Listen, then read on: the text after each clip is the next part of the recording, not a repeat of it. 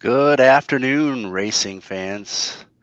Mike Saletta here with my good friend and Western New Yorker, David Harrison. David, good afternoon. How are you doing today?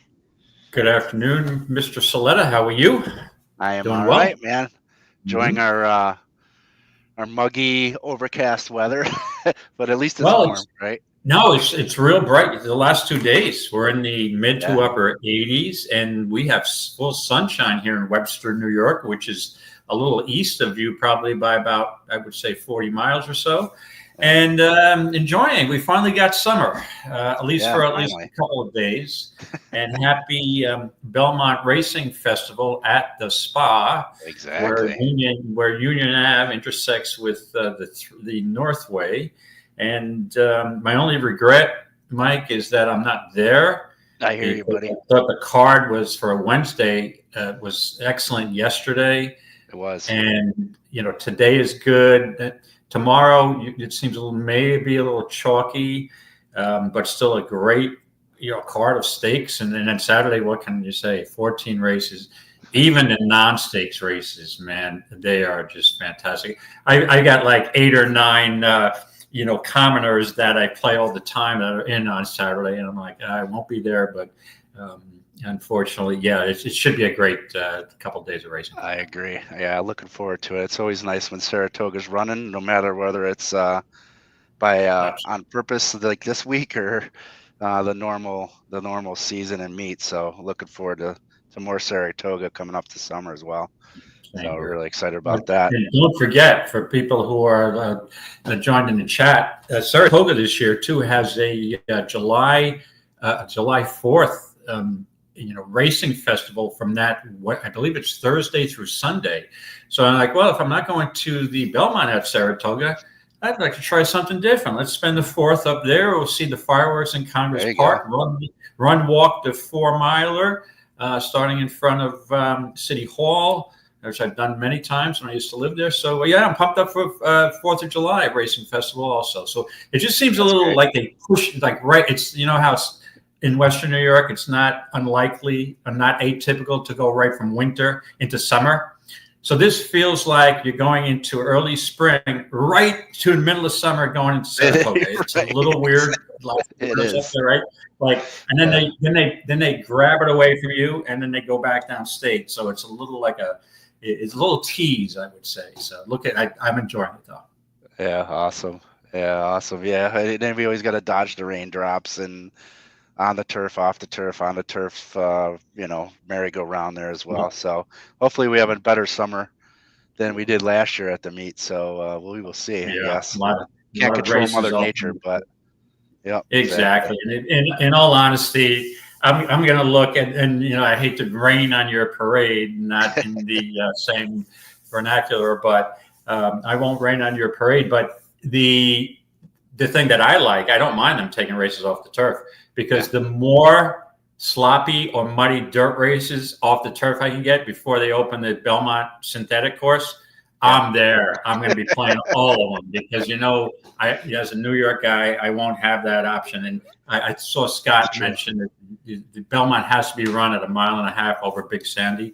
If the powers that be have their way, Scott, it's going to be run over big plastic in about 5 years, and that's my concern. The industry goes to the safety issue, and now we're going to be running on Tapeta or synthetic, so it'll be big plastic though. So Big plastic. yeah. That's funny. And Mike, and then we'll get into it. Mike T, yes. The conclusion I made, just like last year, especially two Same. times, Yeah. you want to be on or near the lead. Going into that far turn, if you're in that first, second, or third within a couple of lengths, you are a toast. And that's the way it played out early last year in the, when they went up in June again. So just keep an eye on it. It could change with the weather. You get a little moisture. But at this point, I don't want any dead stone closer at Saratoga on the dirt. Yeah, I hear you. Yeah, it's kind of similar to what it was last year, right? Same time. Oh, yeah. Yeah. Yep. So nothing new. So we actually use that as our some angles as we're going through here, which we don't get to see a dirt race. Our first one of the day here with the Saratoga Race 5. We'll kick it off there. Yeah. You got 3 minutes, looks like, to post. Double check and make sure that is correct. In reality, yeah, that looks like that. Yeah, and they've got to move it along because they had a power delay, and they're on Yeah. the tight Fox Sports 2 schedule. They have to be done. This is a big weekend, so they're going to push these races along. Yeah, they might be tightening it up here. So yeah, let's kick it off here. We got a few minutes for this we're turf on the race. turf here. We're at 1:16 on the inner.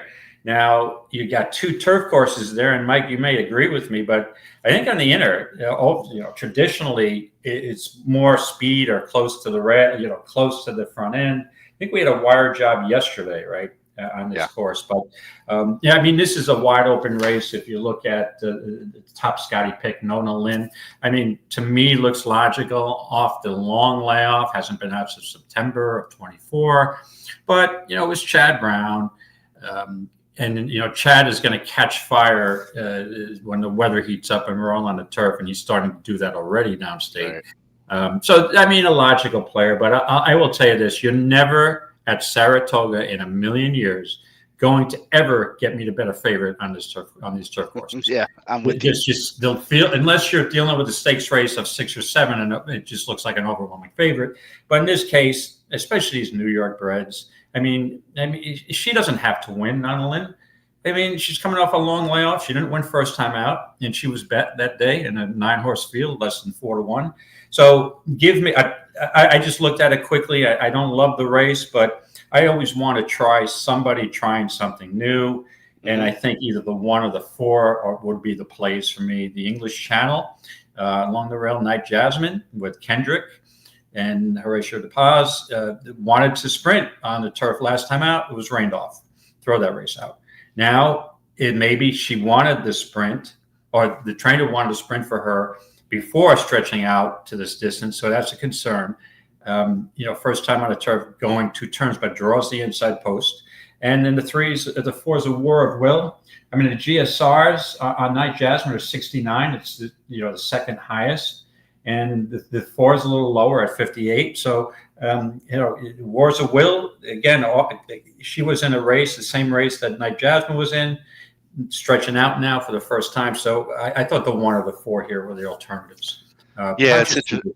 Yeah, and you looked at a lot of the similar horses that I did. I started with Nona Lynn, obviously with the EE Gold badge. You can see the statistics there. Wins 32% of the time when those 3 metrics are combined. The ROI 7%, in the money 68%. Those are pretty nice numbers when you look at EE metrics and the statistics and such. So it's hard to not include her in horizontals, I believe. But I'm like you. I fell on Willa Womaine, or Womaine, however you want to pronounce the last word. Yeah, Womaine. Similarly, I want somebody in this race from off the pace. She seems to hang close in her first start, but then she was coming from way back in her second. She does stretch out. And then I looked at the pedigree with War Will and Andy Go Lightly, and it looks like she can get that added distance without a problem, even though her GSR goes down. If you look at the rest of her, with her, she's probably mid-pack to low end of that GSR spectrum with these horses. But I just looked at the pedigree and just thought that she could stretch out and handle that distance, that added distance. And I wanted a price too. It's too many times we're seeing these turf races. I don't care whether it's a sprint or a route at the spa that you're seeing prices. I mean, look what happened just a minute ago, right? That was a turf race. Yeah, we had a 30 to 1 shot. It actually won like a 3 to 1. Wire in the field by probably 4 or 5 lengths. There was one yesterday too, right? We had a $100 horse yesterday, right? Yeah. We had a $100 horse on the turf. We had a $22 horse, Mike, and I was just a $22 horse from Mark Cassey. Mark Cassey is on fire with these turf horses. So, and he doesn't take as much money yet as Chad Brown and Pletcher, but it's going to be coming soon if he keeps up this pace. And he's got a lot of live horses. So that some of these wide open turf races, you get Mark Cassey slipping by at 6 or 12 to 1, I would include. But yeah, sure. you're going to some of these races as the summer comes up, especially. Yeah, you've got 10, 11 horses, 2 turns on the turf, and I mean the key is to look for value. That's the way I approach this thing. Absolutely. But you're right. The 5 is logical. You have to, if you want to try to hit a horizontal, you have to use the 5. But I wouldn't be confident singling because she doesn't have to win. She's got a couple of things. I mean, that race that she ran 4th, if it was 2 months ago, I'd say, yeah, I like this horse more. But Chad's okay off the layoff, but maybe she'll need one. So I think it's reasonable to reach out for an alternative. And even though I'm trying to preach what I, practice what I preach, but in all honesty, I played a very small pick 6 ticket, and I left out the 5. I used the 1 and the 4. So, but if you want to try to hit it, I'm not trying to hit it. So I would use the 5. Yeah. Going in the gate. All right. I don't know if I can get this. I can't share the tab to get the sound, so I don't think I'll be able to. I was going to try to finagle to get us the sound, but I'll work on that. Okay. My feed is probably 5 minutes behind yours if you're watching. Yeah, they're my feed's got the 10 going in right now. Oh, my feed's got the 4 going in. Now the 8. So we'll try to. Yeah, they're off. Unbelievable. I don't know what happens here. And I'll try to. Looks like the 10 and the 9 took to the lead as they head to the first turn. Actually, the 3 on the inside is going to take the lead. 10 on his side, on the outside, probably 3 wide, and the 9 tucked in just behind them. So Trailey Girl, Cloudy Chance on top at 24-1. Heavenly Girl at 8-1, number 10. Right on her behind. And then the 4 Will of Womaine is creeping up into 4th place next to Trailey Girl, number 9. About approaching midway through first quarter at 23 7/8, half at 49 change. No real major changes yet. Everybody just kind of holding their positions. Looks like Trailey Girl's trying to make a move, but then steadied. Will of Womaine's making a nice trip on the rail. The 2's starting to come. That's Professor Grace. Really nobody making too many moves. 9 on the outside, Trailey Girl trying to catch him. She's taking off. Wow. There goes the 2 Professor Grace. And then Nona Lynn coming down the outside flying, but she's going to get there late. She might catch him. And the Will of Womaine on the inside. It's Will of Womaine, and oh, man, that was close.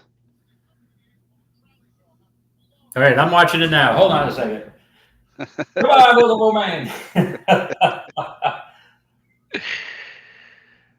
Yeah, there's a 7-2. That Trailey Girl, number 9. Yeah, the 9. I got the 4 finished 3rd. Yeah.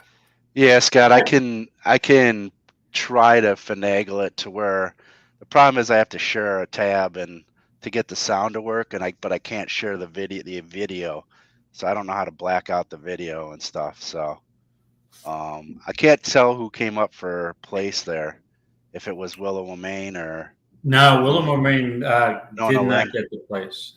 No, she Nona finished. Lynn got. That was Nona Lynn. So it's 9-5-4. 9-5-4, right? Yeah, that's what it looked like. All right. So great. The 5 did not win as the favorite, but you got the 9 Trailey Girl, second choice, logical. I went a little deeper with 2 a little bit horses that were a little longer prices. All right. We're getting close to Woodbine race 2. I know it's going to be tight, but we can at least watch that race. Let's see where they're at and yeah, they're not quite to the gate, but they don't lag too much. So let's just look at it real quick. I don't know if you got a chance to look at this. Since I did Woodbine notes for her EquinEdge, I do have some comments real quick. Oh, you do? Okay, pull them up. I didn't really look at this race. Yeah, so let's start with number 4, Stormy Ocean. So my notes here, I'll just read. You can read them. Recently won in rating fashion. She does have minimal with. She showed with one with minimal speed. She could sit off the pace on this one because I do see a bit of a pace set up in here. She is facing tougher in this one, and she gets this hot Barbadian jockey. I don't know if you've heard of him yet, but he's making a name for himself. Zariel Ford. He's winning at 31%. He's lighting it up here. So I'm really excited about this young guy. He's pretty talented. So someone to watch out for. I think he might be racing outside of Woody too. Got some mounts coming up, but someone to look out for at Woodbine for all you folks that are playing Woodbine. But I ended up on World Showcase here, second off the layoff. I think it needed that race for Drexler and Savachi. Those two are pretty dangerous here in Woodbine. You can read my notes here, but that's kind of the angle I went at. The combination of these guys are winning at 48%, 81% with those combined metrics. So it was kind of easy to just fall on those two. Yeah, it looks logical dropping from a 25K claimer. None was a 2 to a 7,500. This is the bottom of the barrel. Yeah, it's bottom. Yeah, now second race off a layoff. World Showcase coming up. Right, has won at the 6.5. Yeah, it looks logical at 6 to 5. Beaumont Drive.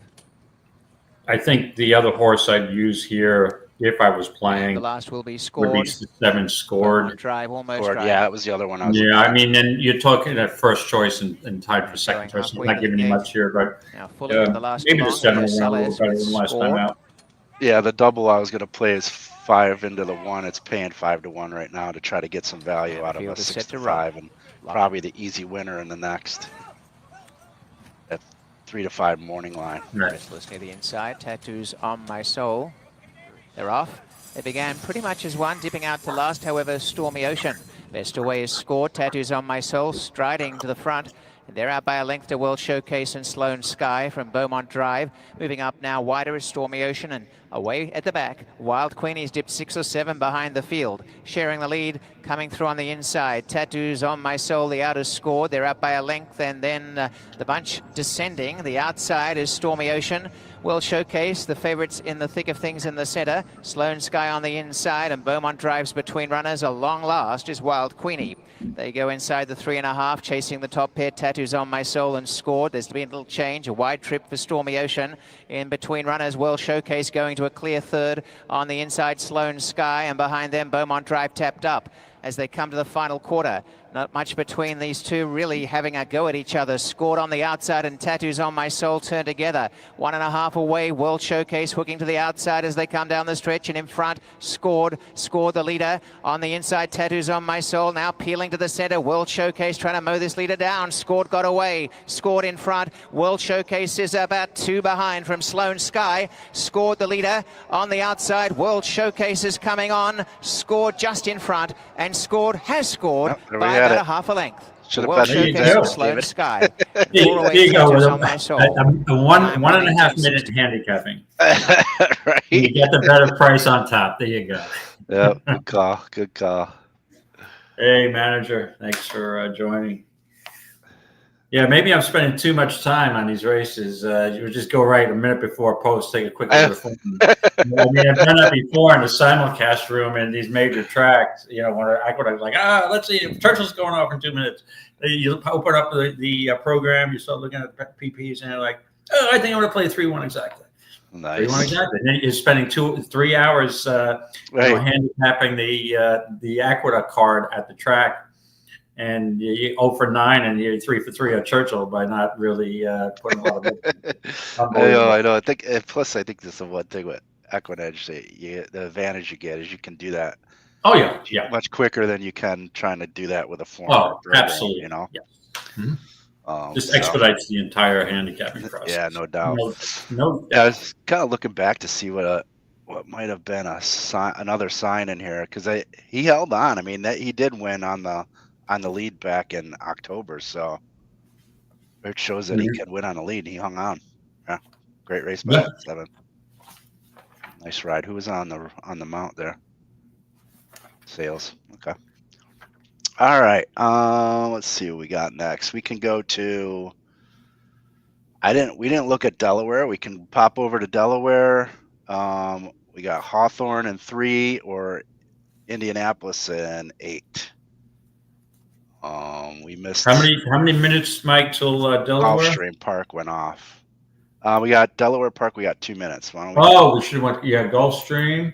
It went off. Yeah, I was going to play the Cloceris horse at 3. Let's see. That's what I would have used here. Let me see where they're at. Yeah, they finished. Yeah. The 3-1. Yeah, see? Yep. I missed that. Yep. Sorry, man. That's okay. We'll get them next time. We'll get them next time. All right, let's go to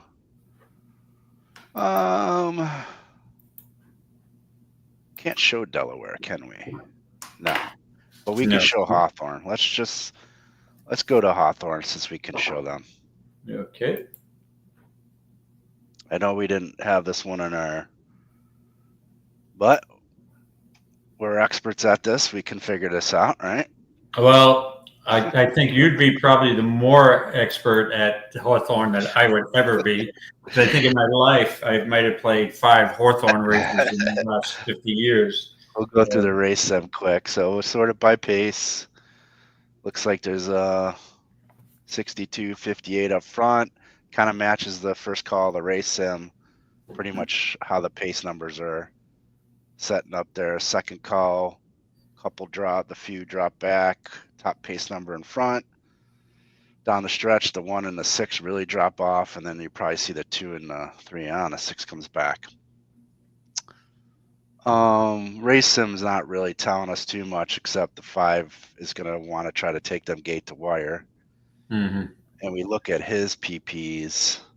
Been racing against similar conditions, little better SOR groups.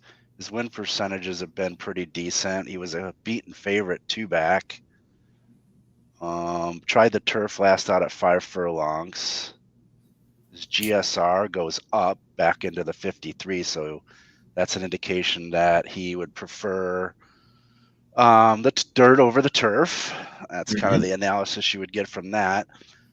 He is, or she is, a 5-2 favorite, so not even 5-2 favorite. Looks like the 2's taking money. 56% win percentage. That's a big leap. So that's one to keep an eye on.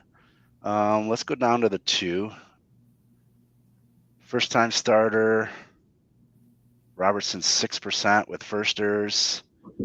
Bullet work 48.4. 4 furlongs. That's okay. I mean, not lighting it up. Let's put it that way. With the works. Sawyer, distance wants the routes. He's got the turf sprint pedigree. It looks like in the dam side. I don't know about that firster. Nothing's impressing me, David. No.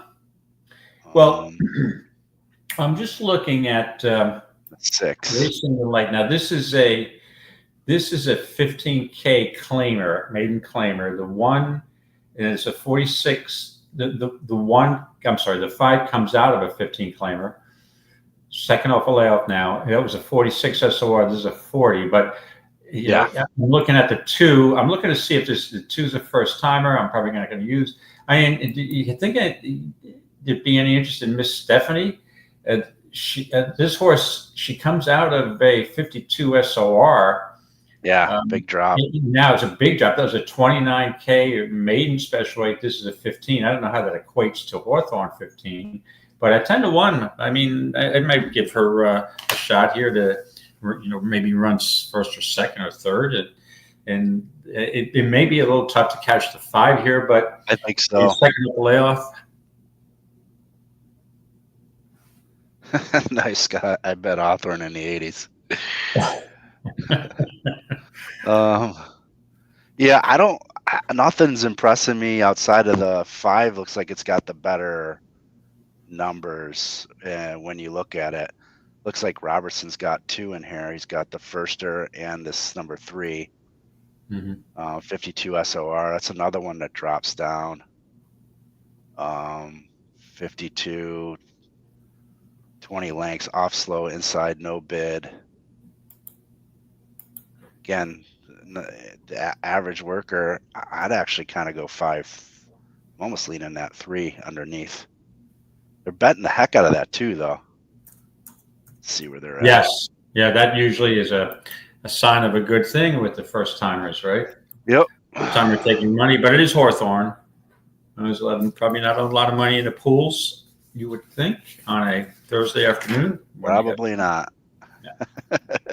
I probably will assume that it's probably more money on a Thursday afternoon for the first race at Hawthorne, because it's a suburb of Chicago, right? Than the first race yesterday at Finger Lakes, right? Right. All right. Looks like they're getting in the gate. Yeah, if I was going to place any money, it would be a 5-3 exacta. Well, let's have a challenge. I'd go with a 5-1 exacta. 5-1. To go in will be Savvy Good luck. Smiler. There's $12,000 in the win pool. Okay. Six-packer runners to kick off the Thursday program Just what I under a very hazy sky here at Hawthorne. They're all in the gate. They're off. Bit of a troubled start for Ronix, came away last. And from the outside, Lock Classic out for the lead. There goes Racing the Light. Racing the Light now has the lead by a length. Lock Classic is second by 4. Miss Stephanie along the rail third. There goes Savvy Smile up to be third. Miss Stephanie back to 4th. And then a gap to the trailing pair. Trinity 3-1. And there's one checked up. And around the turn they go. Racing the Lights opened up a 7-length advantage. In second is Savvy Smiler. This is crazy. Another 8 lengths back It's to like Stephanie. And then to the outside, Trinity 5 to 8 3-1. lengths, 13 lengths. Between 3 horses. The leader and dropping out last and easing up is La Classica. 3/16 to go. Racing the Light has the lead. He's getting tired. He's getting tired. Yeah, I think he's not going to hold on. He's not going to hold on. Far gap to the others, including Aronix and Miss Stephanie. They're in deep stretch. Racing the Light trying to get home. Savvy Smiley surging up on the outside. Here's the wire. Racing the Light holds on to win it. Damn, maybe I should have bet that. Aronix, big effort to be third. Trinity Just 3-1. with the tongue hanging out the mouth. Well, my mythical win was 20-1 on that exacta. I should have been a that works. Right. Always happens that way. Mythical's the best. Yeah, Mythical's the best. You don't lose money when you don't win it either. Right. The thing is right. But you don't win any money when you win. Your Mythical bankroll, you could toss out the window, right? Unless you make the cut. So. Yeah, that's true, Mike T. Hey, right. Yeah. Oh well. So Hot Rod, Hot Rod wants to know how you doing, Hot Rod. To see who you guys like here in race 6, and I'm sure it's race 6 at Saratoga. I wonder if you guys trying to beat the 8. Yeah, if when we pull that race up, you'll see. I have notes on the 8. And there's one other horse. I mean, there's no world beaters in here, that's for sure. This is to me, the 8. She's racing in a much easier spot than the last couple out of town. I mean, yeah, it looks rather imposing, as they say. But I wasn't too. Since we're getting into it, and might as well go right into it. I thought the 2 had a look here, Table Flirt. But I'm not sure what's the live odds here on Table Flirt. What's that? 8-1. Yeah. I mean, the interesting thing is, I don't understand the motivation for putting Table Flirt on the dirt at Churchill. That after the horse, she broke her maiden at Gulfstream, pretty impressively. And then you can throw that Appalachian out, she raced against Nitrogen and Vixen, two of Cassie's hard hitters, and Nitrogen, maybe the best turf filly going. He's got 3 of them that are good. And so I just think that it's an interesting move putting her on the dirt, and it wasn't terrible. She bobbled at the start. It's a 7-horse field. I mean, a horse won by 7 lengths there, so she was only 10. She's 10 lengths, 3 lengths behind the second place finisher. That's not an awful race. So maybe, Mott's no fool, and he's going to, if he thinks the horse has a chance on dirt, the second time out, it may be good here. So it would give the 2 a bit of an upset chance, but it's going to be tough to beat the 8. Yeah, so Oldie had some stats flying around earlier today, and we understand this Wilson shoot, and we can debate and have conversations about the shoot in itself and things that they probably could do differently or not, and how that setup is unique, right? And it's almost like a 1 1/4 turn mile. I don't know how else to describe it, but he had some interesting stats. So let me see if I can grab it real quick. And Oldie, I don't know if you're still in the chat, if you have it handy. Oldie, yeah, I see you're pulled up. I'm sorry, I'm doing a Matt Miller here with some popcorn. Yeah, here it is. I knew he had it in there. I have the answer to that question. Very tough to win from the outside the 5 post. 50% of winners come from inside 1-3 posts. Oldie, that's because 50% of those 50% races is that there were 5-horse fields. There were a lot of scratches last year because of the weather. So they're small. I'm only kidding. There weren't all 5-horse fields, but you'll find, I agree with you, that the inside is good on a Wilson shoot, but I don't ever trust the rail. That's a tricky. I got to take a quick call, so keep talking, David. Okay, sure. So that Wilson shoot, I do not want the rail post, but you do have a point. I mean, the 8 or the 10 could be compromised. I saw a couple of races last year from the 9 and 10 posts that were just eliminated at the start, and the jocks just took the horses back and didn't ease them, but kind of kept them under wraps because you have no shot. But yeah, I mean, for a $50,000 maiden claimer up there, this is not the strongest claimer I've seen. So even with the post, this 8 is going to be very difficult to beat. But like I said, I thought Table Flirt does look a little interesting here. I'm not sure on the dirt that she can compete with Brad Cox's horse, but looks like she's got a shot. I mean, that's probably if I was playing it exactly here, that's what I would most likely use. And I think if you wanted to single the 8 going forward in your horizontals, I would not have a problem with that whatsoever. So I don't have power to control here, so we are going to wait. There's only so much analysis I can do on this rate. Let me just pull up a couple of things and I'll keep it going here because I was still stuck on Hawthorne. So we've got Saratoga, 6th race. We still have 12 minutes, so we have plenty of time. And like I said, my apologies. I cannot switch the screen to one of our other tracks that we're covering. And the thing is, too, if you look, Hot Rod, did I like the 2 or 4 to maybe upset the 8? I like the 2 here. I don't know. That would be my exacta. When you look at Velvet Vortex, it's a 33%, 33% in the win column here for EE metrics, and with a 77 pace, got a 12-point metric advantage over the 10. And I mean, the 10 is going to be compromised from, the outside post, a couple of slots over. So I don't foresee, Carmouche would have to really gun from that outside post. But so the 8 should get the lead. The 10 will be stalking if the 10 can even Stalk with the 6 having a better post, who does have some speed. But as far as the 4 is concerned, I'm not. I looked at the 4. I mean, let's see, Limestone Line 13% win. The GSR on Limestone Line is 84. Got the top GSR. It is Chad Brown and it is Mike Dubb, and you know those connections are very dangerous. Second off a layoff. Did run at 7 and won as the prohibitive favorite in a 7-horse field, and that was a maiden special weight. Yeah, I mean, stretching out.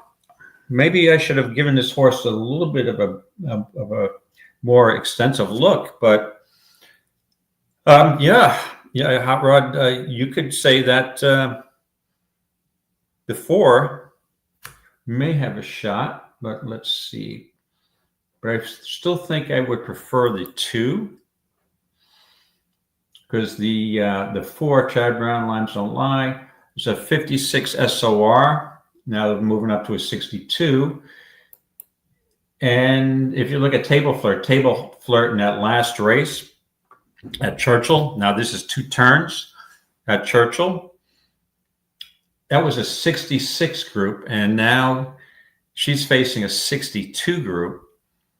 And I like the cutback. I mean, there's not many horses out of this race that are cutting back. I mean, it gives the horse, in my estimation or my opinion, a little bit of, conditioning. It's got a little. Was that David?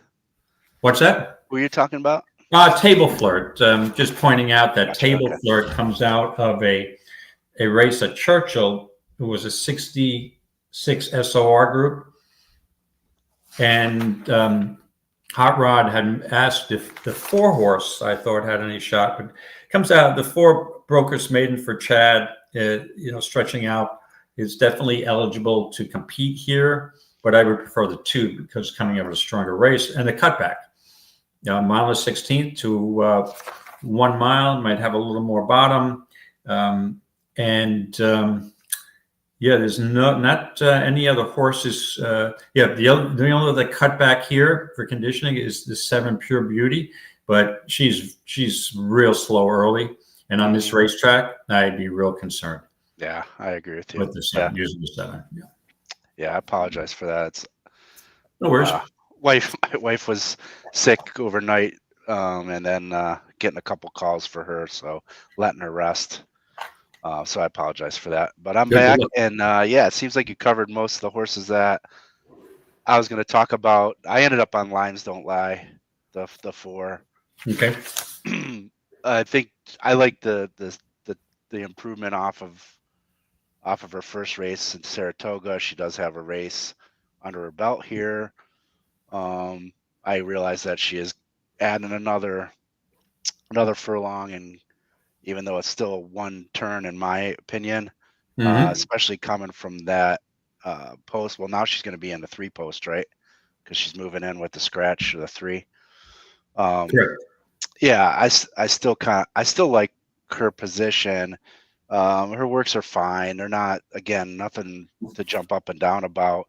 And you mentioned the 2, and I think Oldie mentioned the works there too. I did like her works as well, Oldie. Probably the best of the works out of the group that we're looking at here.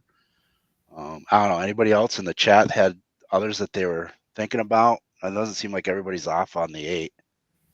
Right. Let's see what Hot Rod's got a pick 3 going here. Brook to May face some winners. Yeah, interesting. So it's at the 3. Oh, 2 and the 8. Okay. Yeah. Table Flirt and okay, so we got about 5 minutes to post. I'm looking at the odds. Donor Advised obviously is taking some money at 5-1. Limes Don't Lie 5-1. Table Flirt at 8-1. Yeah, I'm probably going to give especially as Wilson Shoot. I prefer the 2 posts rather than the 9 posts for donors on. Yeah, and again, Table Flirt may not be good enough here, but 8-1 is pretty appealing. I'm all about value, right? Yeah, for sure. I was hoping to get a little bit more value from Limes Don't Lie, but it is a nice sign that she has taken some money anyway. Mm-hmm. I got a group of us that are playing in a little friendly contest amongst friends, and we're picking okay. winners, and it's only winners, and you get whatever the win total is for each winner for this meet, and then we're doing it'll extend in through the Saratoga meet as well, but we're just doing a separate one for the Belmont meet here, and then another one added on to the whole Saratoga meet. This is fun. Should be fun. So that's who I ended up in the contest with, was Limes Don't Lie. Limes Don't Lie. So should be a good race. Yeah. I guess what I'll do is I'll just play a small exacta box with the 2 and the 8, and then I put a small win bet on the 2. Yeah, Hot Rod. I was looking at that 1A earlier too. The only thing is, the coming off the claim with Potts was a bit concerning. Not going to win, but to your point, can she hit the board?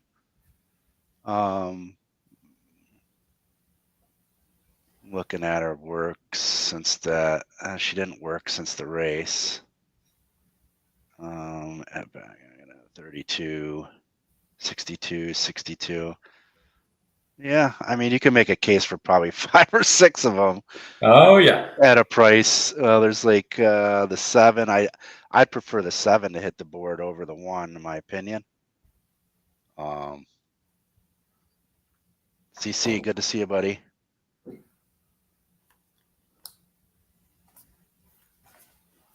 Mike, I'll be back in 2 minutes. Yeah, no problem. I'm gonna see if I can't get this, figure out a finagle way to get the audio to work somehow. And while we're waiting to do that, anybody in the chat going to Saratoga or planning on being there this weekend or during the summer meet? I do not plan on going this year, although I want to go. It's hard to pass up going to Saratoga, and if you've never been to Saratoga, I think it's a great idea. You will not be disappointed, no matter where you sit. Easy to get to. Can you get a room during the meet? I don't know. We've got some guys in our chat group that might have some ability to do that, Scott, but I'm not quite sure.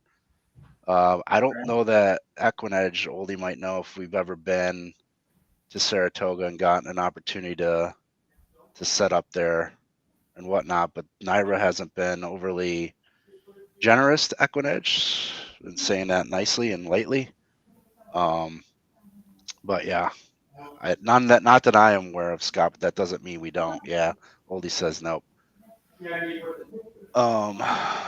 So let me see if I can't get some soundage without sharing the video. Let's see if I do that, and then that's not gonna work. Yeah, I don't think I could share the video or the sound without it. So you're gonna have to deal with my play-by-play and watch it on your favorite ADW or YouTube or.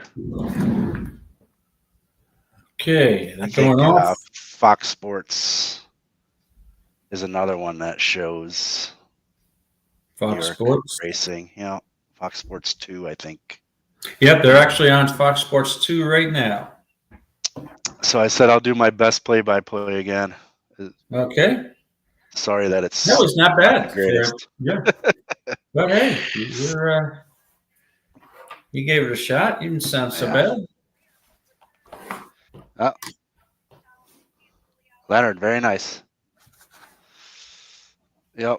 It's a great town, great area. Even if you go anywhere outside of Saratoga Springs, there's plenty to do.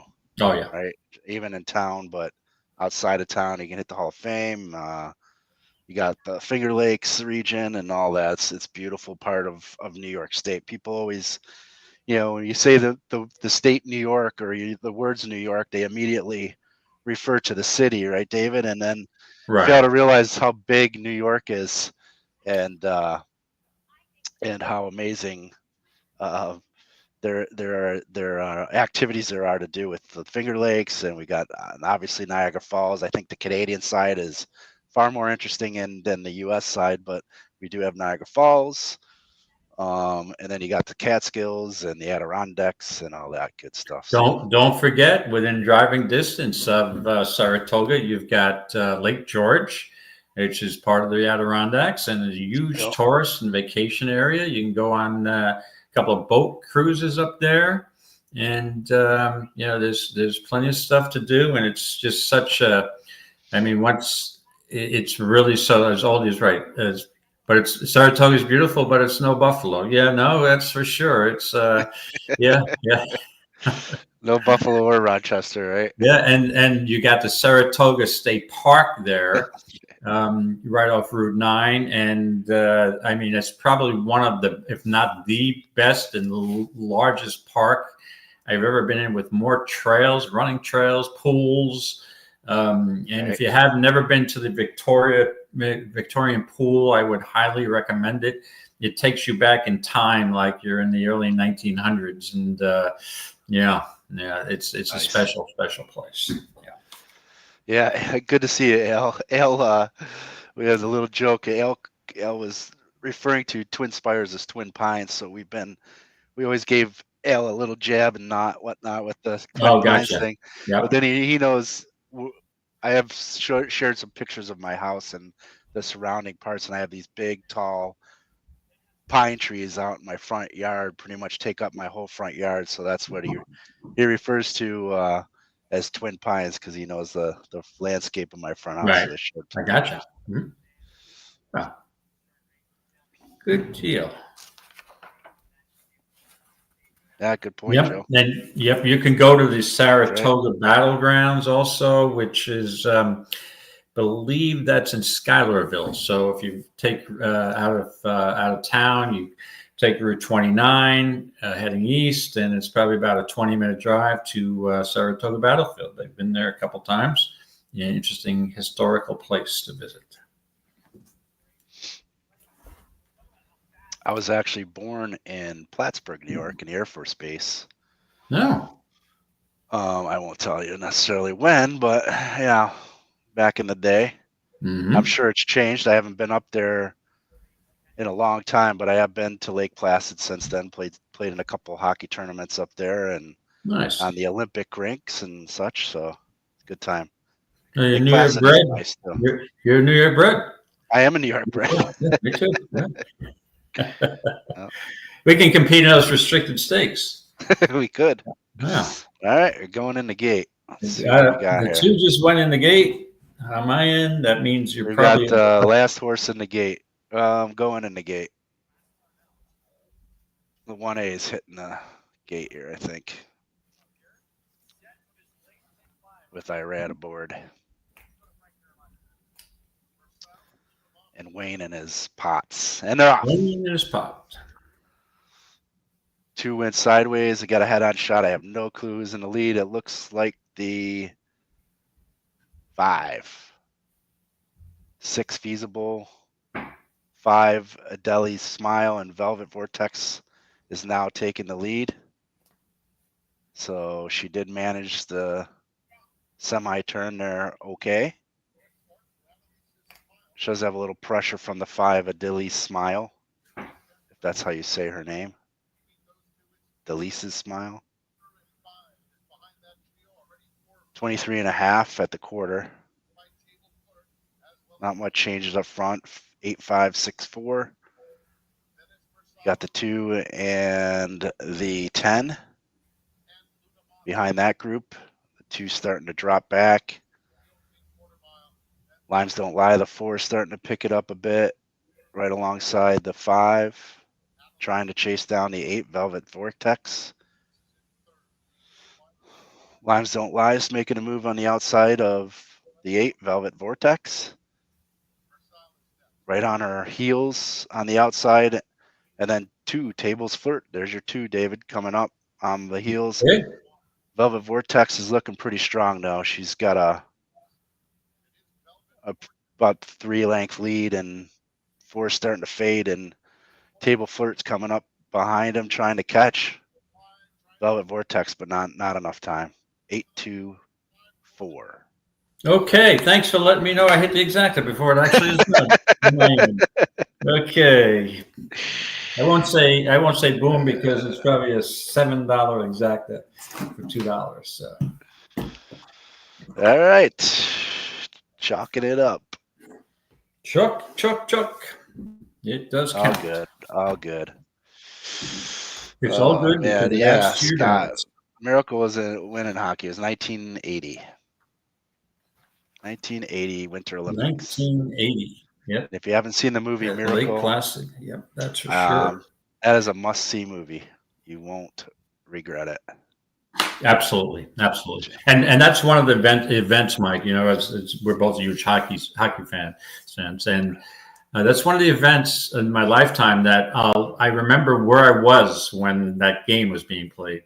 And, you know, it's like, and I'd go way back in the day. You remember where you were on 9/11, right. Some other big events, assassinations. You remember exactly that day. Yep. And so I remember that day because that was such a big, you know, we didn't have the TV, live TV. Mm-hmm. You know, we heard rumors that, you know, the U.S. team's playing really well against Russia. It's coming. The replay's coming on at 8 p.m. So we all went over after work to this girl's house. All the people worked together, and we had a big party waiting for the. And it was a special day. I was 4 years old. I do not remember. Yeah, nice.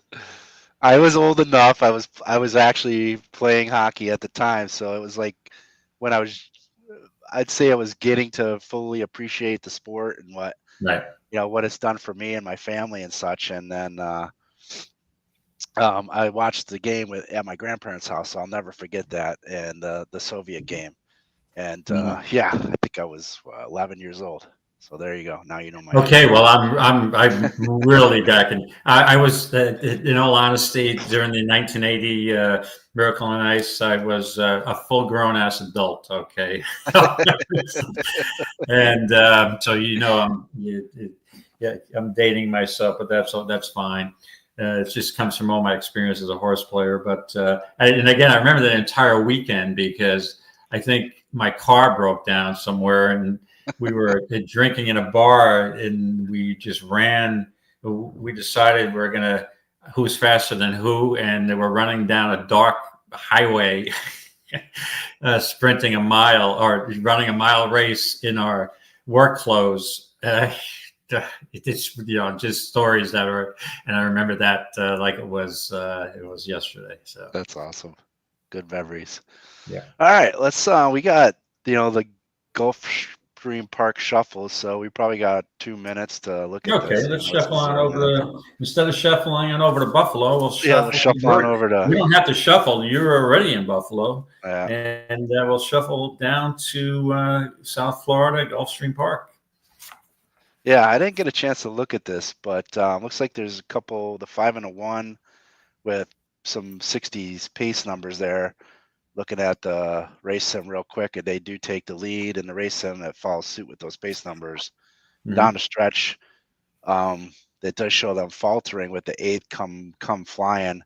The EE morning line on that 8 is 7-5, and live odds are 3-1, which is lining up with the morning line odds. Looks like the favorite right now, betting favorite, is the 5 Cajun Anthem. Okay, good old Cajun Anthem.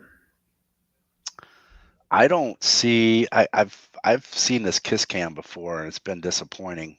The races I've watched, coming off, has been facing tougher. Finished second, last out at 6 furlongs, so dropping a 16th here maybe help her chances, but I don't see now. She's now taking money. You know, the 8 is interesting. It did win gate to wire on synthetic. Looks like it might be more of a synthetic horse. Right, and this is 5.5 on the dirt, not on the real course, not the plastic. Right. Okay. Let's see where they're at. Yeah, they're getting in the gate. Oh, David, if you had to hang your hat on anyone popping out at you this?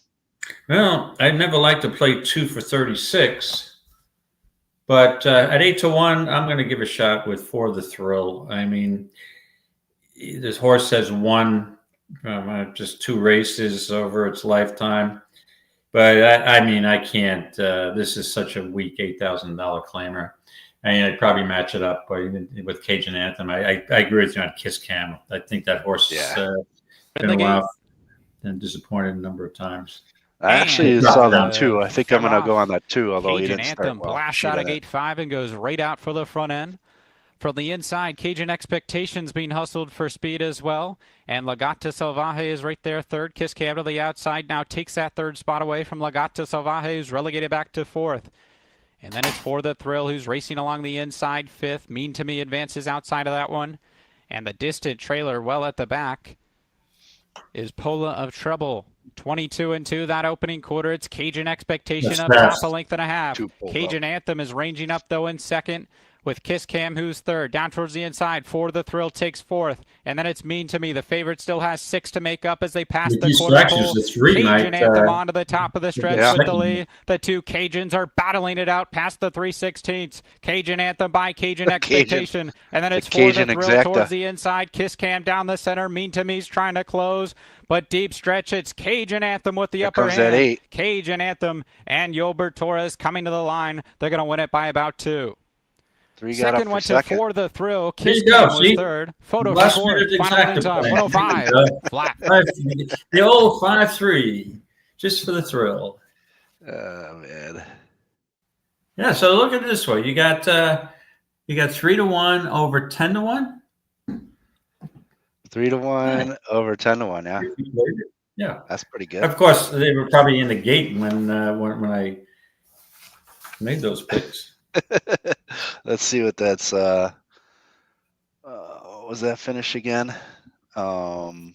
5-3. So it ended up 2-1 over 10-1. 5-3 paid 26-1. Look at that, David. We're hitting 20 bombers, man. I like it. Hot Rod hit an 8-1 exacta earlier, so we're making it happen. All right, we got some quick turnarounds here. Hawthorne's probably, they're going in the gate. Not enough there. Looks like Indy's sloppy and off, 2 minutes to post. It's probably our closest one. And then we can go probably, yeah, we got a gap. We can go to Woodbine probably after that. How's that sound? Woodbine? Sure. Let's take a look at. We're winging it today, man. We are. Sure, Horseshoe Indy. Race 5. We're covering every track today, man. Okay. Let's get up early on EquinEdge here. Big pace on Dreaming Bro, the 6, and Bozano, the 5. 70 pace numbers. Looks like they take a pretty nice big pace here.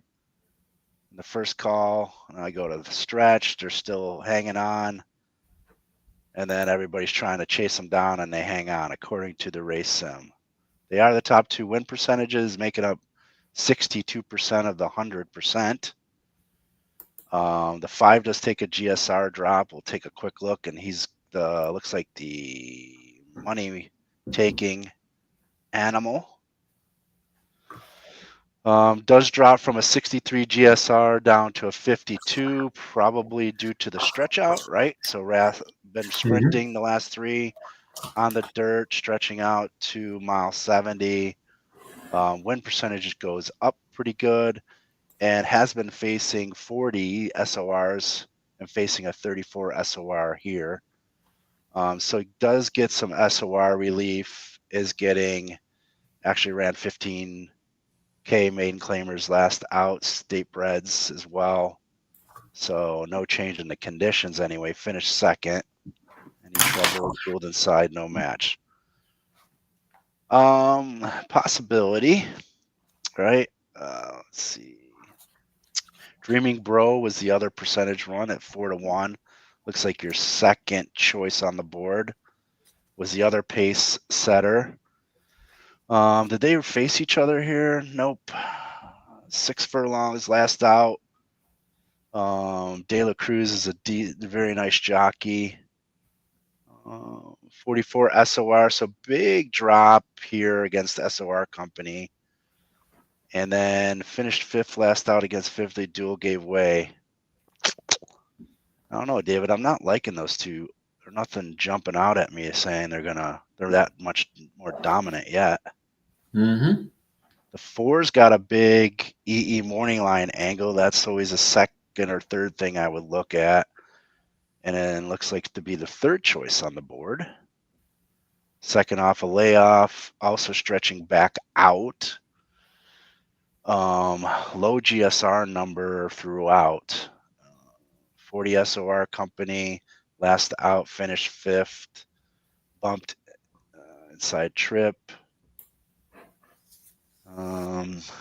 Davis is the trainer. Ramos is a decent jockey. Man, this is a tough race. Yeah, I while you were talking about it, I took another look at it, and I think there's nothing wrong with the 6 Dreaming Bro at the price. What's wrong with an Always Dreaming, who won the Kentucky Derby on an off track? We got a sloppy track today. Yep. The horse is stretching out now to 1.70 miles, blinkers off. Second race off a layoff, second time at this level. So to me, it looks like the logical chance to beat the prohibitive favorite here, who is 0 for 10 lifetime and doesn't have to win stretching out. So I prefer the 6 if I was playing the race. Yeah, let me see if there are any changes. So De La Cruz, blinkers and the off 6, the 6. Yeah. And the 6 is the top Scotty pick also, by the way. Yeah, his top Scotty pick. And 30%, a 30 win percentage is only 2 percentage points off the favorite. And it's the favorite is 6-5 Bazzano, compared to you getting 3-1 on Dreaming Bro. I'll tell you what, David, I've been paying attention to Horseshoe a little bit more. Oh, It's yeah. one of those mid tracks that I'm starting to enjoy. I actually have their swag on. They sent me some swag because I had finished second in there it is, Horseshoe. And I got their hat on. Oh, nice. I finished top in some, fun contest or something, and I think you won $100 if it's an exacto or a horse jockey one. And it's a season-long thing. I just caught it. And I'm like, yeah, this is interesting, something different. It's not a contest about winners and picking horses. It's jockeys. So it's every Tuesday. You pick 2 jockeys, and then you obviously get points for whether they get 5 points for coming in first, 3 points for second, and 1 for third. And then you get whoever has the top points at the week gets $100, I think it is. And if there's a tie, they draw numbers or draw names out of a hat. Well, they forgot to do that the first week, so they gave everybody who tied some swag. So they sent me the swag. Oh, nice. I'm actually in second place in that jockey contest. So I've been paying attention to the jockeys. So I'm familiar with the jockeys more than I am anything else. So right. Mm-hmm. And I do know De La Cruz is one of the top jockeys there. So we'll stick with the 6. I like that 6 call as well. All right. And here we go. All right. Dreaming Bro. So we can show this live. Okay, that's good. Sure.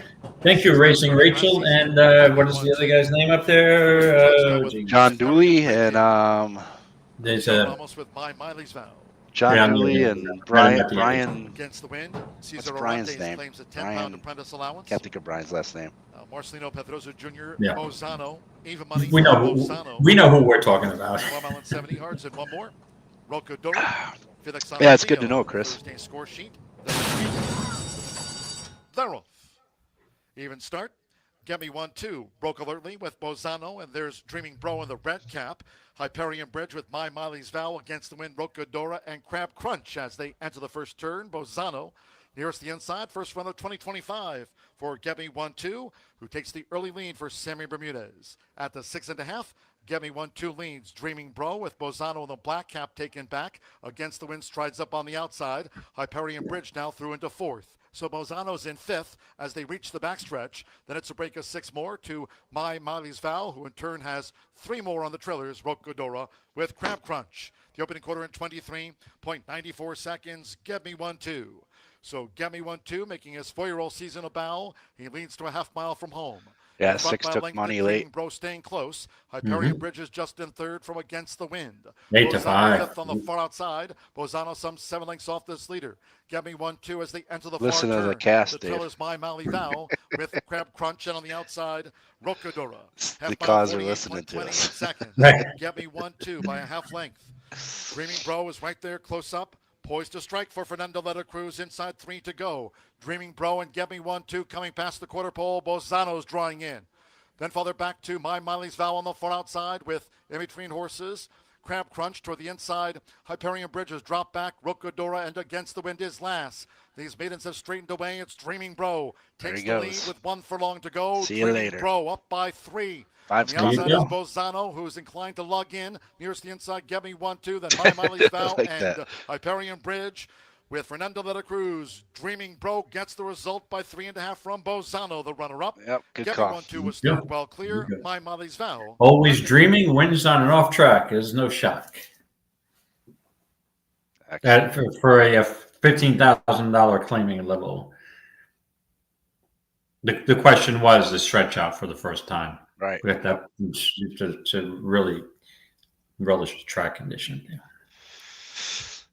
Yeah, good, Chris. That's interesting. It's one of the tracks I want to go venture out to. I know they do a lot of tournaments, and these contests are a lot of fun. I think they have a contest pretty much every day. If I'm not mistaken. Do they? Today's the Exacta. You call it Exacta Mundo. I think you got Dooley's something or other on Wednesdays, I think it is, and then I believe there's another contest they do on Mondays. But they have these fun contests every day, I think it is. So they're promoting the product very well, in my opinion. So I wish more tracks would do what they do. It's excellent. All righty, let's see. We got Woodbine and 7. I want to cover Woodbine and 7 here.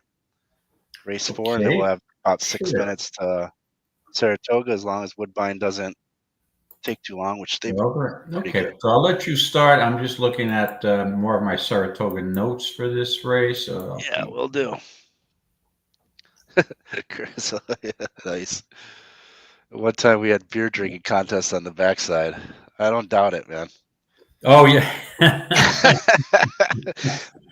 They probably have those on the front side too on big days, right? Big weekends. Well, yeah, I can tell you at the Belmont Stakes in Elmont, Big Sandy, there's a lot of drinking contests going on there. The debauchery going on at the end of the day. Passed out people when I'm leaving for years. And it's funny. I always had a practice of not drinking when I'm at the track. Same. Yeah. Well, I never drink unless I'm up by 1,000 or more. And for me, that was a lot of money. So if I'm up by $1,000, I'll put some of it away and have a cocktail. But no, I'll drink that. I'll have an alcoholic beverage that night. But to me, yeah, I'm the same. Unless it's the Kentucky Derby, that's another story. There you go. Yeah. All right. So I do have some notes, but let's look at the race sim, back it up. Sorted by pace, as I like to do. There's a 15-point pace advantage for Houlihan. That's changed, I think, slightly with the scratch of the 3. So I think there was less of a pace advantage before. No, that was it. Yep, that's exactly what it was.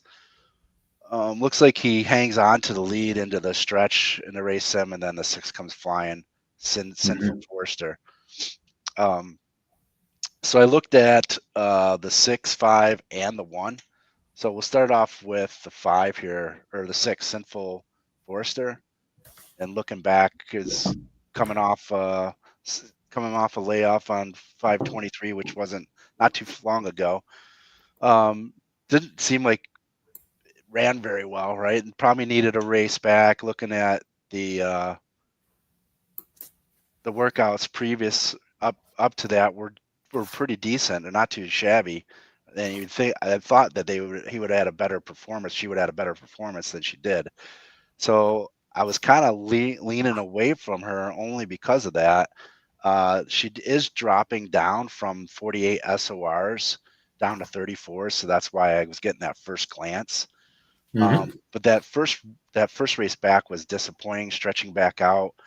It kind of had a second look for me. That's what I looked at. The 5 next, Houlihan. That was the one with the 17-point pace advantage. You notice that she does get the lead and then falters quite a few times. Matter of fact, the last 3 out of 4 races, she's had that pattern. And then she is a beaten favorite 2 out of those 4 times against 10Ks, which similar company, and then similar SORs. So I was going back and forth between the 5 and the 1, and then I looked at Sultry Sophie. Sultry Sophie has also faced tougher company, dropping in from 15K claimers down to 10. Similar, I think, was she the one? Yeah, faced Houlihan. Was it Houlihan? Yeah. Hold on a second. I had the note. Who'd she face? She faced someone in here, I thought. Oh, yeah. Houlihan and Sultry's. No, different races. See, I got myself screwed up. And seemed similar thing, but I saw that she gets Sophia Vives up aboard, which I think is an upgrade. This is her second race with blinkers, and I think it will help her get more comfortable. So I wanted to land on a price, and that's kind of who I landed on, but now she's taking money. So it's interesting that Sultry Sophie is taking more money than I thought. I thought she was going to creep up, but that's who I landed on, the 1, Sultry Sophie.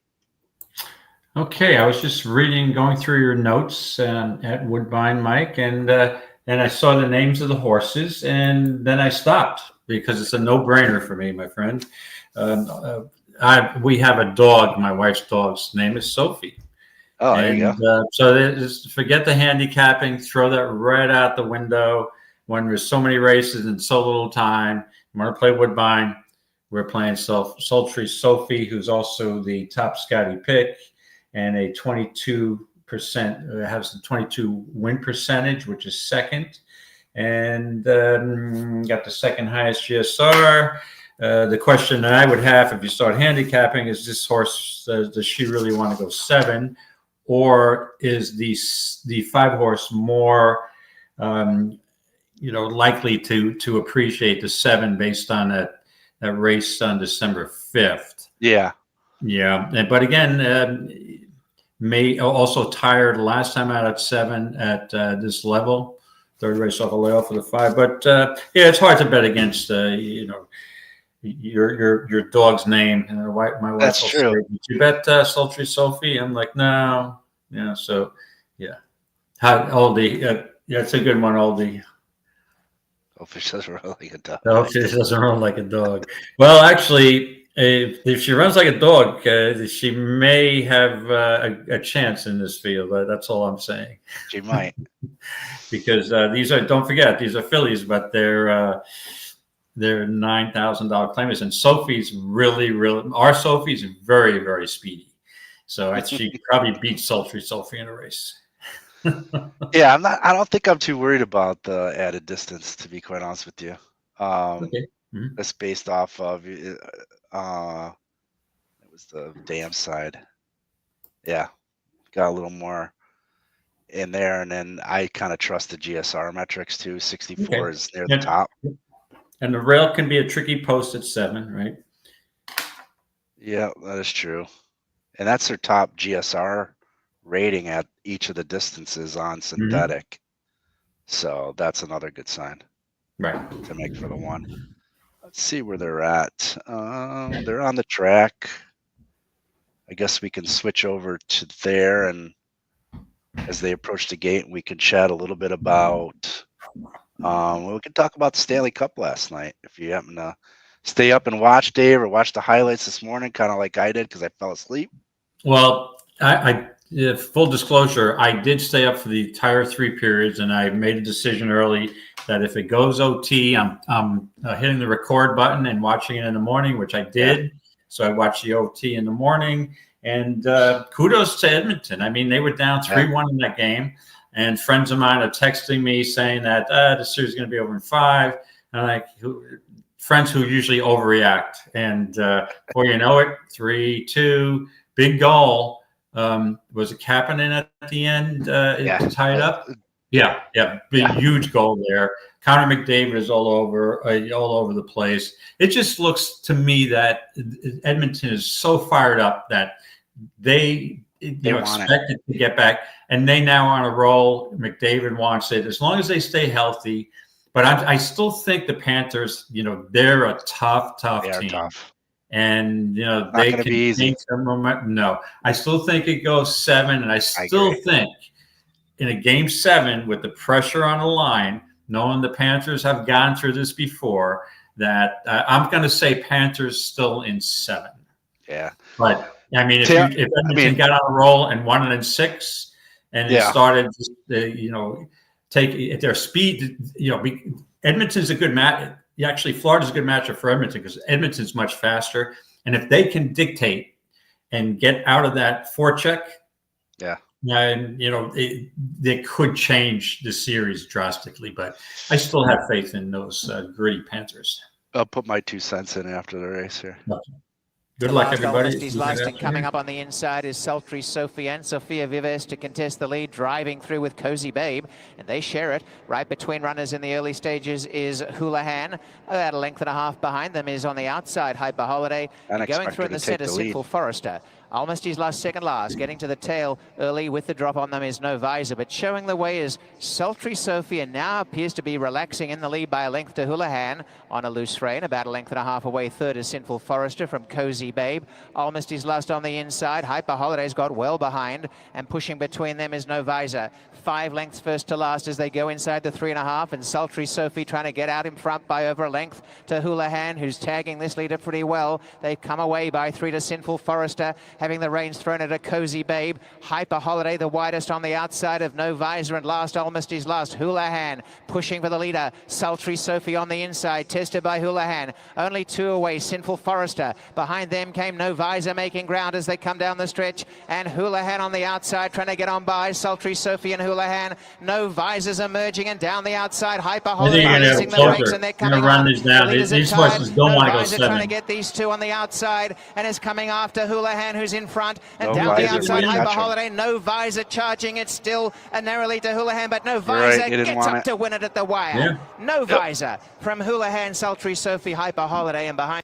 No Visor. That answered that question. There you go. Yeah.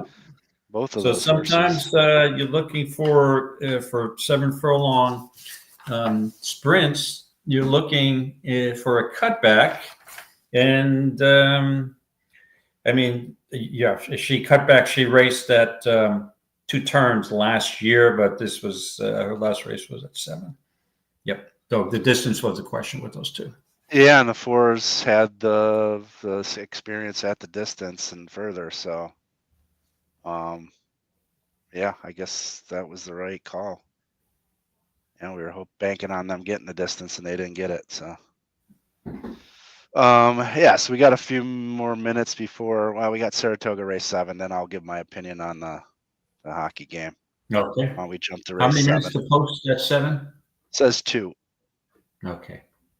And as soon as they go off, I'm taking. I'll be back because. No problem. Okay, but I'll hang in with you until they get into the post. So, go ahead, Dave. Oh, okay. Yeah, we didn't handicap this race. Yeah, I'm not leaving before we handicap. So we got this is the Intercontinental, and we got 5.5 furlongs on the turf. And the key horse here is the 2 Futures Now, who's the current favorite at 5-2. Horse is looking for its 4th straight win. Won a grade 3 at Keeneland last time out. This, she's in rare form. I mean, when you can win off such a long layoff, will she be a little short because of it? Usually a horse that wins off a layoff, they usually don't come back. maybe need a race in between. But she's 2 for 3 over the course. She won this race last year at 10-1, and held off. And I thought the race last year, I'd be interested to see what the SOR what that race was last year, because I thought the field was stronger last year when I was there. Do we see that? 74. 74. Oh, it's stronger this year. Okay, take that back. But this is a very, very competitive field. It is. She could get tripped up. And I mean, there's 2 horses that this horse, runs a race, going to be real tough to beat. But then you have the 4, you have the 5, the 6, and the 7 are all contenders. But I'll just mention this quick, and I'll let you get into it. I thought the 8 especially the 9 from the outside post with Dylan Davis, bullet workout on May 28th. Won on a good turf course at Aqueduct the last time out, just a couple of weeks ago, about less than a month. And, it's only a 4-year-old filly. This horse could show some upside. And I thought the 4, I thought the 8, Time to Dazzle, is working well. Had a bullet on April 17th, a follow-up on May 29th. That was a nice work. Yeah. Second off a layoff. And horse could hit the board. So I think the 8 or the 9 would be who I'd be looking for to hit the board here. Yeah, those are interesting. Yeah, those are interesting. So you mentioned the 2. That was one I was looking at, with the back class ran in this last year and won against 74, 78 this time, but still is a solid horse. It's hard to not back this horse.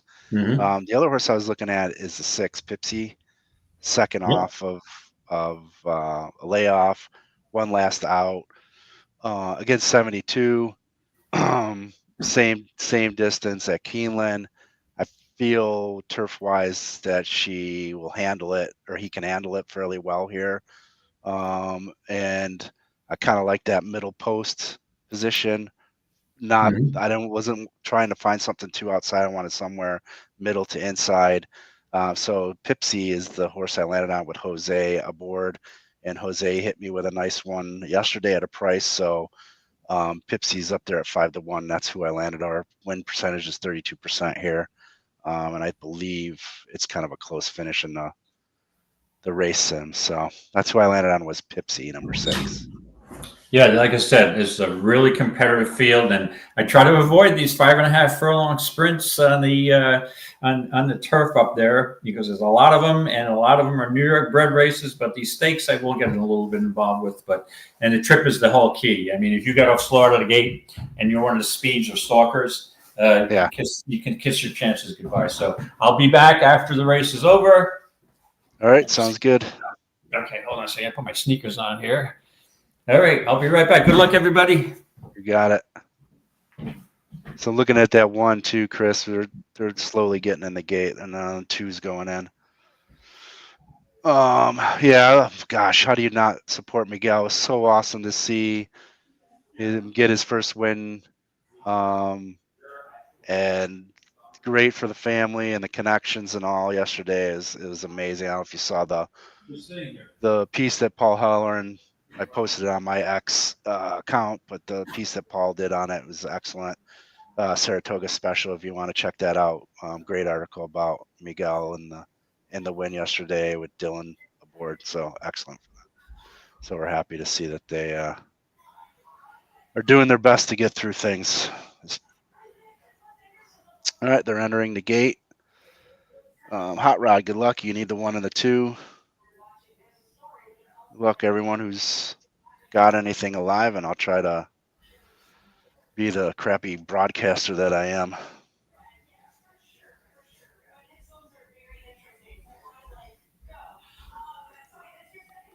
All right, they're off.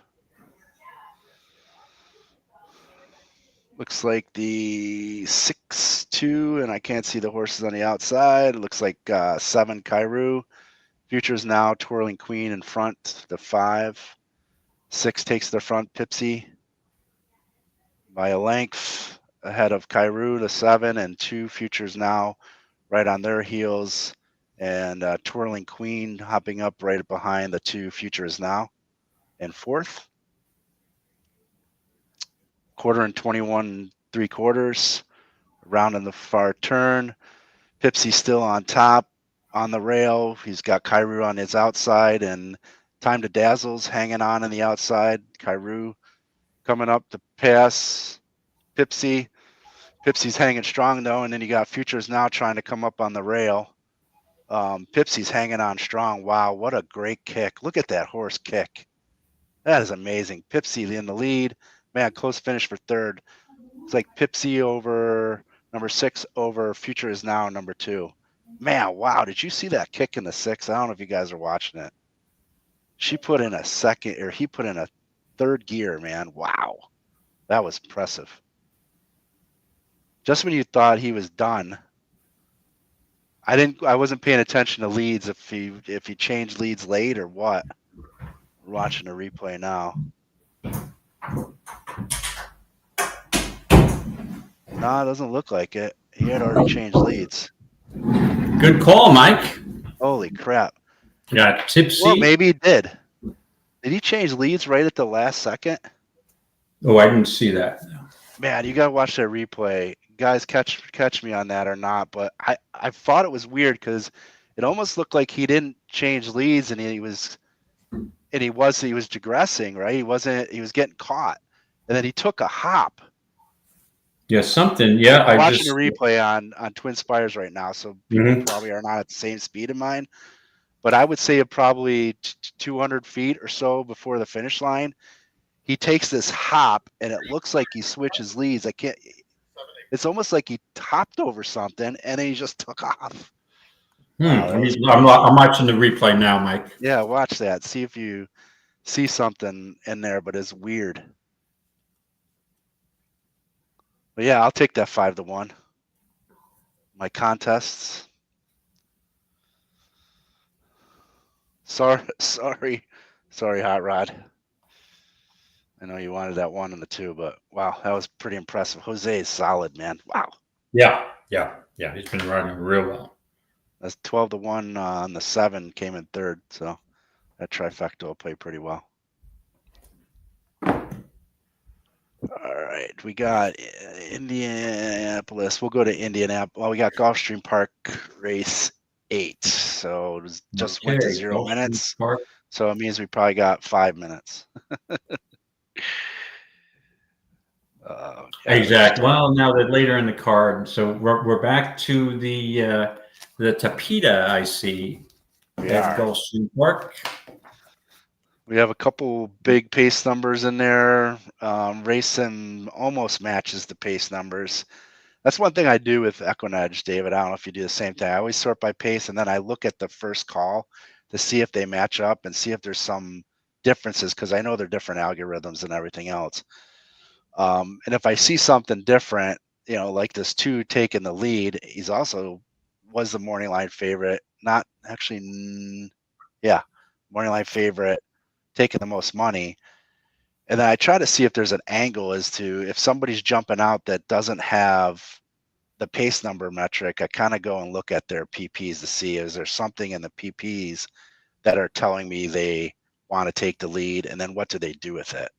So that's kind of how I analyze the pace using EE. Is I first look at the numbers, then I look at the first call, and then if I see something weird out of that, I start digging into the PPs again to see what their running style is and so on and so forth. So if you do look at the 2, it did win last out on April. Let's see, against a little bit tougher company, and did win on the lead. So it does demonstrate that it can win on the lead. It has rated here back on December of last year, just one length off the lead at the second call, and did finish a length and a half ahead against 52 company, sprinting at 5 furlongs. So I can see why he is taking some money. And as you and I are, we always like to look for other horses. The 3's taking some money too, matching up with the EE morning line. That did have the top pace advantage, but this horse does look like a horse that needs the lead in order to win. And will he get it? Chances are he may not with these, because he's got speed inside and outside of him, right? So I know it's a sprint. Usually one of these front runners are going to win, but what about this one? Also needs the lead. Santel, right, is the fourth highest pace metric, could stalk, but again, this is only 5.5. You've got the rail. And, from the rail, Mike, I think Gil has no chance. I think you've got a gun at 5.5. Yeah, they're good. So it's going to add to the pace here. I don't know. I didn't have a real strong opinion, and I guess if I was forced to make a play, because the 3 is the top pace metric, the highest win percentage, and also gets in light at 108 pounds with the double bug boy. But again, it was 5.5. Maybe this horse is won at 5. And the last time out had a bump rate. Back, just waiting on Nashumi and out of money. Supposed to prefer 5 is what I'm saying. But I'll go with the 3. Nashumi comes up. I'll stick with the 2. Here, out of money. Yeah. I'll go Chalk City in the here. gate.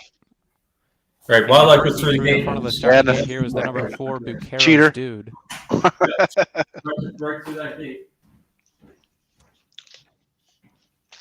3 horses cheating. Or is that the 5 horse?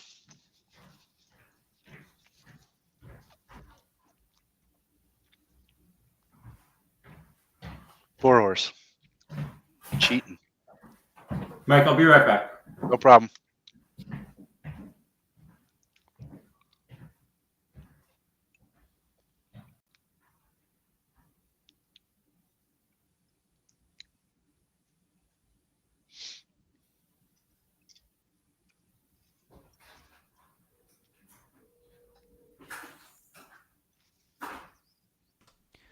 Bucaro's Dude gets the green light to go. And we'll try to reload here for the second time. He goes in. They're all set.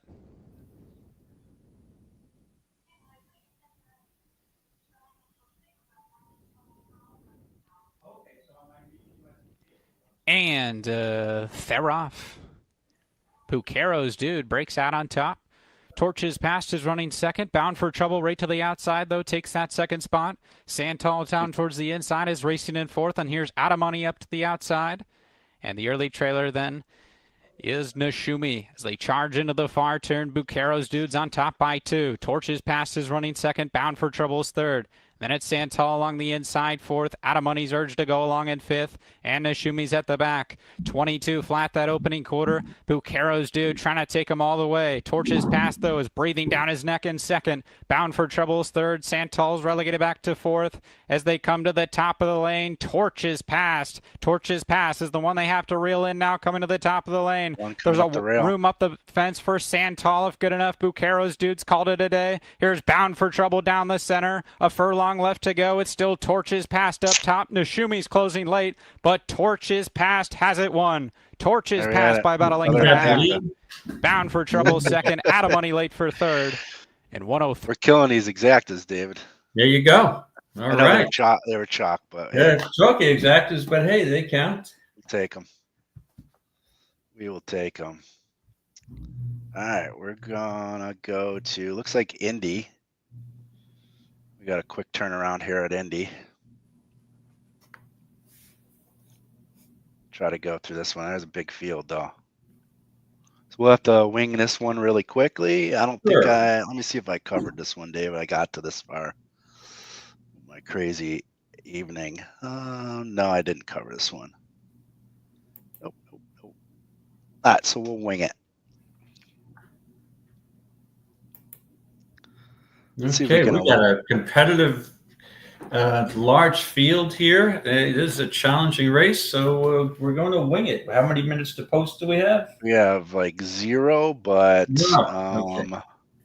we probably got a couple minutes, maybe. So first call, looks like there's a big pace advantage on between the 4 and the 5. Well, I wouldn't say they're big because you got the 1. First call, the 4 and the 5 do take the lead with the 15 coming up. We'll skip to the stretch. Looks like the 5 drops back. 4 stays on the lead, and then we've got a bunch coming down. 3, 10, the 6 and the 2 have arrows, and the 4 drops back a bit. So the top pace at 25% win percentage is the long shot play as well. Morning line at 8-1, currently 6-1. Beaten favorite badly last time out on the slop. That's not a good indication since today is sloppy. Let's look at those GSRs as well. That's always a nice indication with off tracks. The 12's taking a little bit of money, although morning line to live odds not much. Let's see if anybody's taking a view. The 6, hangs a tank. I was going to say something else, and it almost slipped out, and I caught myself. Okay, good thing. You were Bartos going for it. I know where you're going. But yeah, Hank's a tank. First time starter. Some fairly nice works. Nothing super fantastic, but not bad. Simpson 6% trainer. De La Cruz aboard. Nice jock. Taking money, but we saw that firster take money in that last race, right? It didn't fare too well. I'm just checking the track. Anybody popping out at you? 6 is interesting. David's Creed, there's your namesake. Yeah, you knew the hunch Coming play. off long layoff, dropping down in strength of race. Was a beaten favorite by 8 lengths last out. Bumped to start 5 path. Jimmy Creed, Burgos aboard. I don't know about that horse, David. So yeah, I'll tell you, this is a head scratcher to say this the is least. not easy. Oof. Hey, why don't we just play a double? David's Creed and Awesome Mike. There you go. There you go. When you don't know what to do, you play names, right? Correct. When you're stumped, you just go with the wild ass guess stump plays. There you go. That's what else are you going to do in a race? Amazing Mike and David's Creed. Okay, that works for me. That absolutely works for me, my friend. Big Bad Mike is the sire's name. Man, I love these names. Big Bad Mike. Big Bad Mike didn't have a very good career. Unfortunately. Yeah, nothing's like saying bet me please. Right. And here Ryan's Wish looks like taking all the money. Second time. Ran on the slop, came in third. Pressed the pace and was no match. Works are not great at all. Works are horrid. I don't know why he's taking money. Probably because he ran on the slop last out and came in third. Is my guess. Let's see where they're at. They're getting in the gate. We can switch over. Yeah. Yeah, I didn't come up with anything here, to be honest with you. I just the only thing I'll say last minute as they're loading into the gate. Loading here for maiden. 11-2. Oh, no, the horse that I thought that I'd like to scratch that I was going to use, but I just So let's go with the hunch play. David's Creed. Jackson's buddy, Amazing Mike. Dan's got the 215 over the. There's a long layoff. Yeah. Good luck, Dan. Yeah, CC, why not, right? Curiosity. Now he's up to 21-1. Keep going up. Joseph Romero here's TV Victory. Now Bourbon Curiosity. Amazing Mike might make it happen. Okay. 22-1. Keep going up. At 5.5 furlongs on the sloppy track. One more, Sammy Bermudez with Ryan's Wish. 2-1 favorite. Ryan's Wish was third here on sloppy track. We got our first at Churchill Downs. They're in the Coming up next 4 minutes. Yep.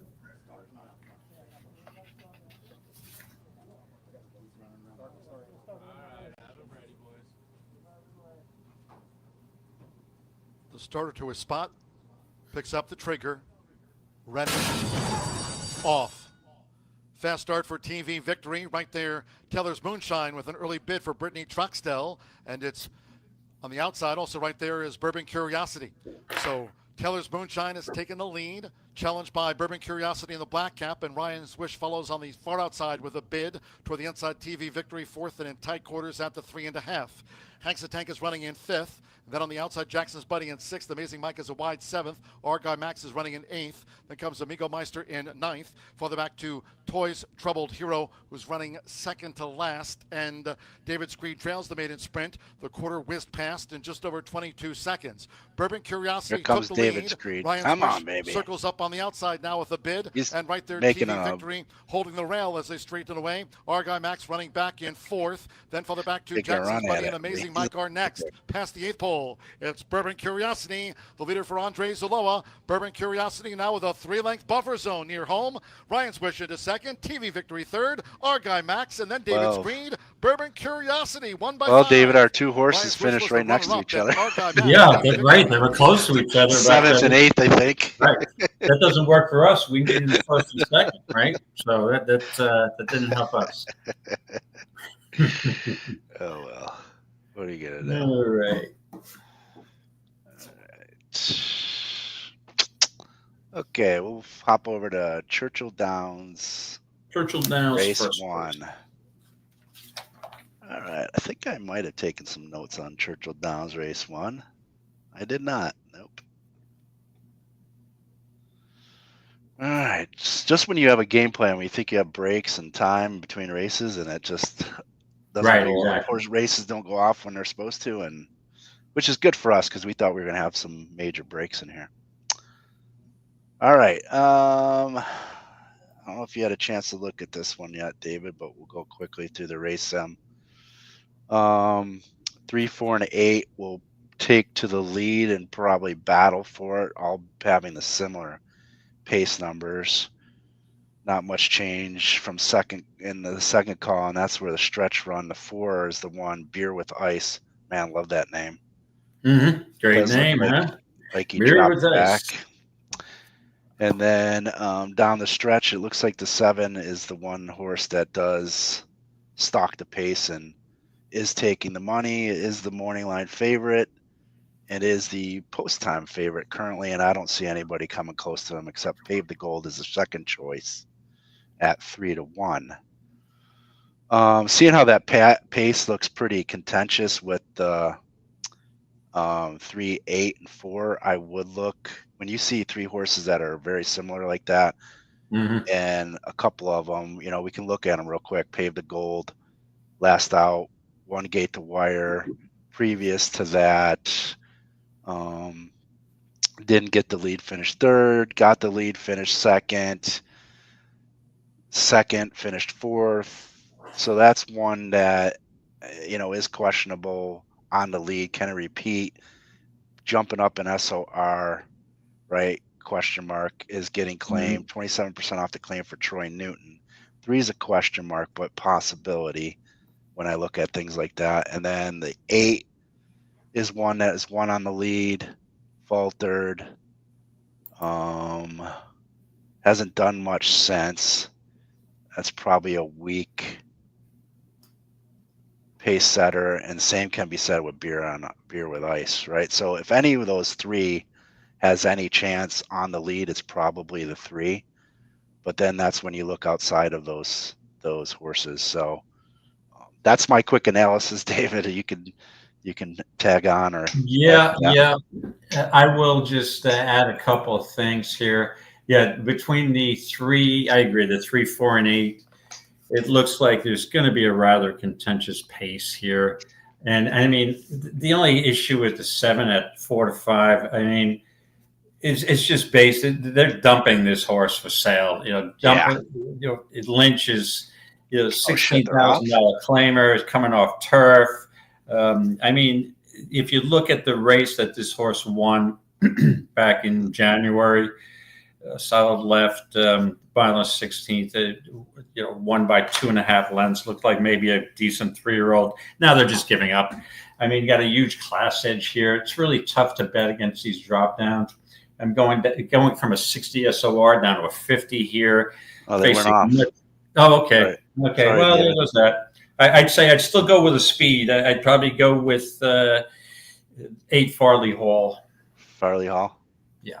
Yeah, my bad. I thought there was more time. It was. Oh, I'm sorry. Yeah, I should be watching that feed also. Yeah, I didn't realize they were. I think the number was off. It was telling us minutes to post. Unfortunately, we can't show Churchill either. 8 did take the lead, as we were thinking. That 3 is the other horse. That's the one I was thinking is just off his heels, length and a half behind. Solid left. The big time favorite at 3 to 5 is in third. Beer with Ice is fourth, but probably 3 lengths behind the third place. And here comes Solid Left, making a move on the outside to pass Farley Hall. Coming down the stretch, it's still Farley Hall and Solid Left. Solid Left on the lead. Looks like he's going to take it. It's pretty much a battle for second now with Farley Hall and JR's Gift. Yeah. So the class of the race 1. Yep. JR's Gift gets second. 7, 6, 8 is your order of 7, 6, 7, 6, 8. Yep. Guess so you just go with where the betting's going. GSR did get a big jump there, going from 60 to 72, dropping from 60 to 50. Yeah, you look at it all, try to beat the chalk, but all the metrics pointed towards that horse anyway. Right. Absolutely. Yeah, for sure. Okay. All right. We'll go to Saratoga. We'll skip Woodbine because it's only a minute. Unless you want to go to Woodbine real quick. Let's go to Woodbine because we can show that. Okay, I'll let you do the prattle there because for less than a minute, I probably don't have enough time to even offer an opinion. Since you have the notes, I'll let you take control, my friend. Yeah, no problem. So sorting by pace, there's a ton of pace, and everybody wants to lead.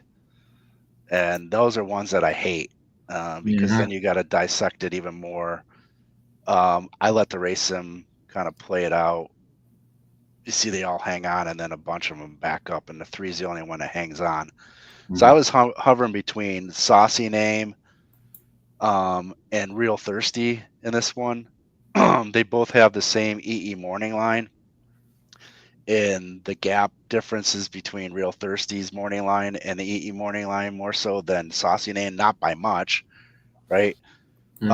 Saucy Name is the one, the race sim that does hang on. If you look at his back performances, I guess it's a she. Coming off second start off a layoff, did win last time out against 48, so facing a little bit tougher strength of race company. I do know Pietro Moran and Kevin Attard are very, very dangerous together when those two link up. I forget the percentages off the top of my head, but they're pretty decent.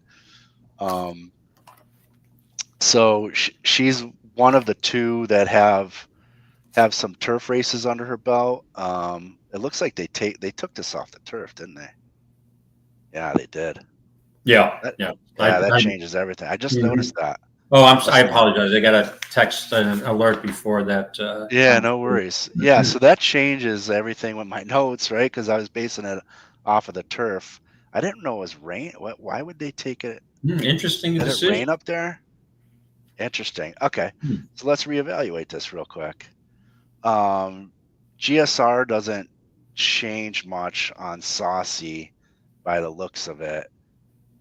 Does drop down, but compared to the other runners, it's not much of a difference. So I don't know that I changed too much. Has run on the synthetic, did win last out, might be the horse to beat based off of that. I was landing on Real Thirsty originally being on the turf, but now looking at her race, last out 7 furlongs, synthetic against similar company. Looks like they're going off. Yep. So I landed on the 6, but everything changed and they ended. See, I'm sitting here talking. They went fast. Oh, there you go. The 3-1 looks like, which is the horse I was landed on because of the last race. Had more of the synthetic form recently. Didn't seem to bother him changing back to turf, from turf to synthetic. Maybe it was the 5 that won. That was my pick, was the 3. Sorry about that, y'all. Yeah, 3 did win. Okay. Yeah, well, the surface switch changed everything, and Yeah. like I said, we didn't have much time to. That was my bet anyway. But it was the 6 if they were on the turf. All right, let's go to Saratoga, race 8. All right, Saratoga race 8. And we've got a couple of scratches. The 1 Castle Chaos, the 2 Surface to Air, and the 9 Wild Vine. So again, we've got these are the old foes that I know so well. Classic Catch, Film Star. They've been around the New York circuit. Kuchar, Dubinils is shipping. They did run a little bit in New York. Now Octane's the new shooter in here that's coming back into New York. I believe Octane was exclusively racing at down in Florida, Gulfstream. Yeah. New trainer, Amelia Green, who can train, and the had a prep race at 7. And so Octane's a new shooter and also has the top pace metric in here. And Mike, the way we've seen this track playing, I'm not sure that this horse is not, could be. I think this horse could be a great play on the front end here and get brave and last a long time. My only concern is that does Octane really want to go 1 1/8 miles? I know this horse pretty well from watching it Gulfstream. I think maybe distance limitations are 1 mile, 1 1/16 miles. Only tried the distance, the 9 furlongs once in the Oaklawn handicap, which was a rather aggressive spot. This is much easier. And the way the track's been playing, Irad picks up the mount. Irad usually doesn't want to be direct, gun out to the lead. But I think the way you got to prove that to me, that it's not such a speed favoring track that the 5 can't wire this field. So 5 would be my top pick here and look for a wire job. How do you see this? Yeah, it's interesting because I was thinking the same long lines that you were with Octane, and I was going back and forth between him and Willie's D. And the question I have about Willie's D is he didn't the last race was fine. I didn't go back. I didn't have time to go back and look at what happened down the stretch because he had the lead and then lost, but I didn't see the race to see what had happened, if he just tired or the horse that won just was much stronger. But I felt it was still a pretty decent race against similar company, right? 72 GS, everything's lining up with this race perfectly. Louis Saez aboard, looking at Lucky Sawyer. The 1 1/70 mile win back in December was a gamely late. I felt he could rate. If anybody could rate, I thought that he was the one that could out of the rest of the group. But the concern is anybody going to pressure Octane? That was the concern I had. So as I was looking through here, I didn't see anybody, right? There's nobody in here that I felt could pressure Octane. I still want Willie D to win, but now he's taking money. It's one of those, depends on what you're doing, right? If you want to pick a winner and you're moving on to the next race in horizontals, for me it's Willie D. If I have to single somebody, but if I want to make money and return on my investment, and I really think Octane can go gate to wire, that's where I'm going to put my money on is Octane gate to wire. But I still think Willie D has a chance, but not at the price. And Film Star, I can't see it at that price. Yeah, I think no. Film Star is not slow, and Film Star can stalk the pace, but got the outside post. So Octane, then you got the Ortiz brothers. Is Jose gonna just try to sabotage the 5 on the front end? So the 8 should rate, but the thing with Willie D's may be able to stay close to the pace and stalk. 3 to 2 seems a little low to me at this point. Yeah, but I mean, the problem I have with Willie D's is the last 3 races, this horse has lost ground in the last, He did. The last call.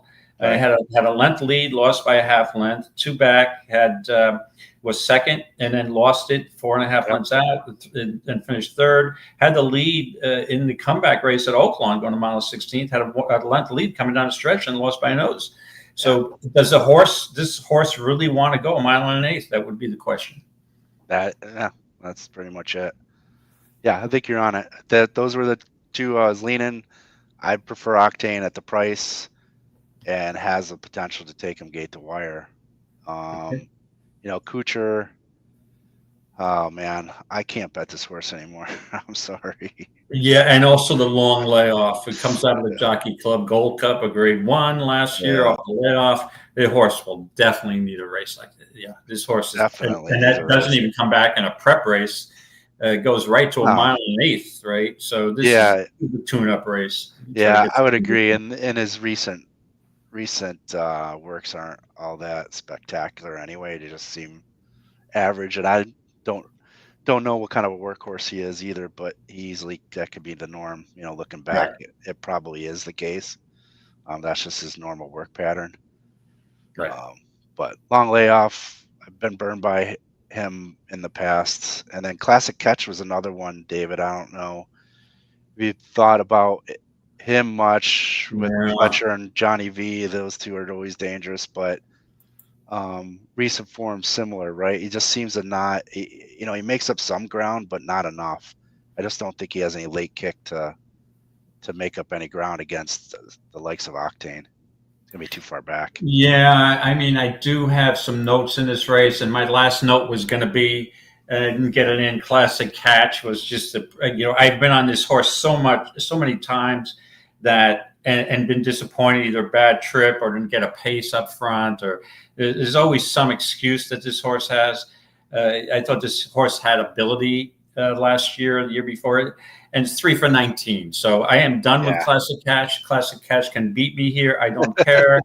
Classic Catch will probably have another excuse and finish a decent second or third, but in this case, I'm going to go with the 5. Mike, since I'm way behind you and I need this race for contest, so good luck. I'm going to watch it live, so I'll be joining you. So do your best call, do your best, do your best, Frank Maramati, right? Yeah, so, catch those leaders. Yeah, catch those leaders, buddy. Good luck, everybody.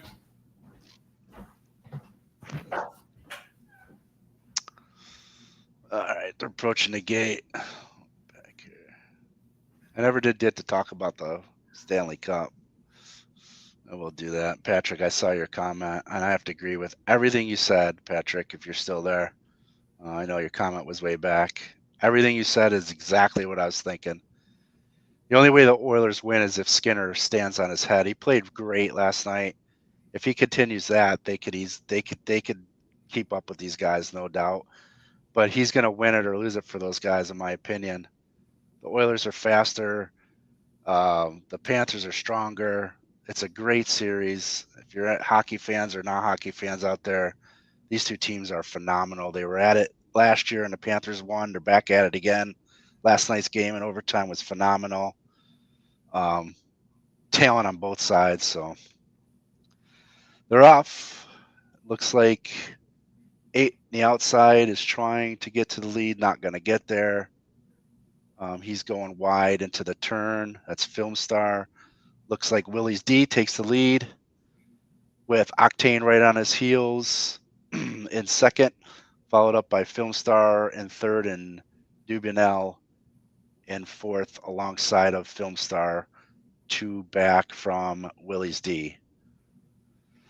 Willie's D leads him at 23-6 at the quarter.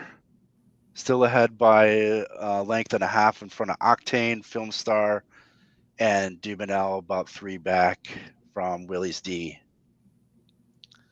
Midway through the backstretch, not much change. Willie D's on top, number 4. Octane, number 5, in second, about a length and a half behind Willie's D.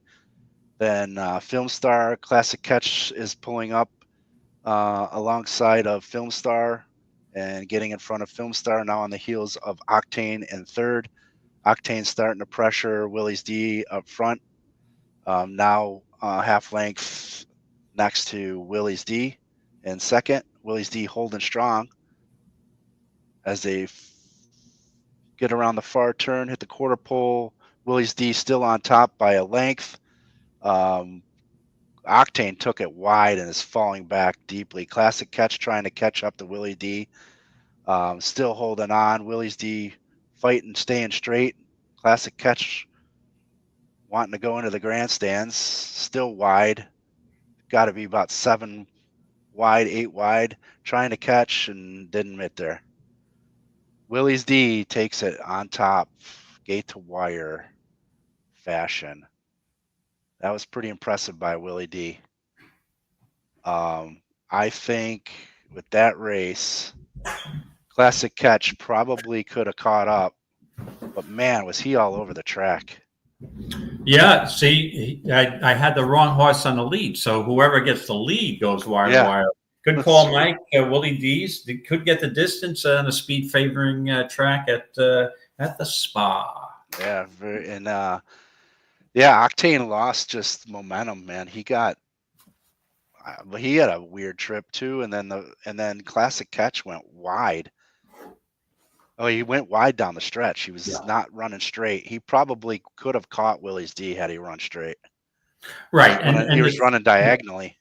Right, and the key is here to the race like this is, again, even though I said I'm done with Classic Catch before, there's always an excuse, but really no excuse this race. It's just encountered a speed favoring track, and maybe on a fair track, the three would have caught the four, but Louis Sayers made the right move, and Louis is more aggressive early than Irad, and got the lead and opened up. It took mild pressure from Octane. Yeah, it was a good race by Willie D's. Nice ride by Louis. Yeah. All right. Let's see where are we moving to next. Let's go to make sure I turn off that video. Got 2 minutes to Indy or 2 minutes to Gulfstream. Gulfstream Park is a 8 furlong, is a mile on the dirt. And Gulfstream Park, since it's a dirt race, there's 6 horses. Gulfstream Park. Maybe chalk. Let's see if we can't beat this chalk. What do you think? Yeah, let's try to beat this chalk. You know me, I never have a problem trying to beat chalk. How many minutes supposed do we have here? It says 1, but probably 3 to 4. So the big prohibitive favorite here is Catalytic. We're going a mile on the dirt here in Catalytic. C is the top Scotty pick, 36% win percentage. It looks tough, but again, we're dealing with a horse who's 1 for 8 lifetime. And I see a lot of near misses and money being burnt at prohibitive favorites. So do you really you want any part of this horse at 2 to 5? I mean, I don't. So I either pass the race or I look for some kind of alternative. Yeah. And I guess when you look at the second choice, who's the king? I thought this horse last year had some ability. I think I did use this horse back at Gulfstream. Again, we're talking about a $25,000 claimer here, and it's just going to be in and out type of form. This horse is 1 for 14. I don't know. Lasso's 3 for 14. I don't know. Can we beat this Catalytic here? I don't know. The only horse I think has a chance. I'll be honest with you, maybe not. I mean, the connections are getting bad for one thing. With all those seconds, but I don't. That's the thing. Maybe this is. He gets off the snide here because of the rest of the competition isn't all that great. Now, I like the EE morning line angle with the 2. It is the top pace by 18. The question mark is he going to get any pressure from Who's the King? Right. First and foremost. And if he does, can he hold on? Which he did at 7 furlongs. Now he's adding that extra furlong here, and it was against 62 company, 20K allowance optional claimers. So similar company, right, David? Mm-hmm. The question is, if he doesn't get any pressure, he could wire the field. Yeah, I was looking at that horse too, Beastly Speed. I mean, with the 78 pace metric. Yeah. 10-1. I know there's a couple minutes to post, but 10-1's a juicy price. I mean, if we're going to be the favorite, this is the only horse that looks appealing to me. Mm-hmm.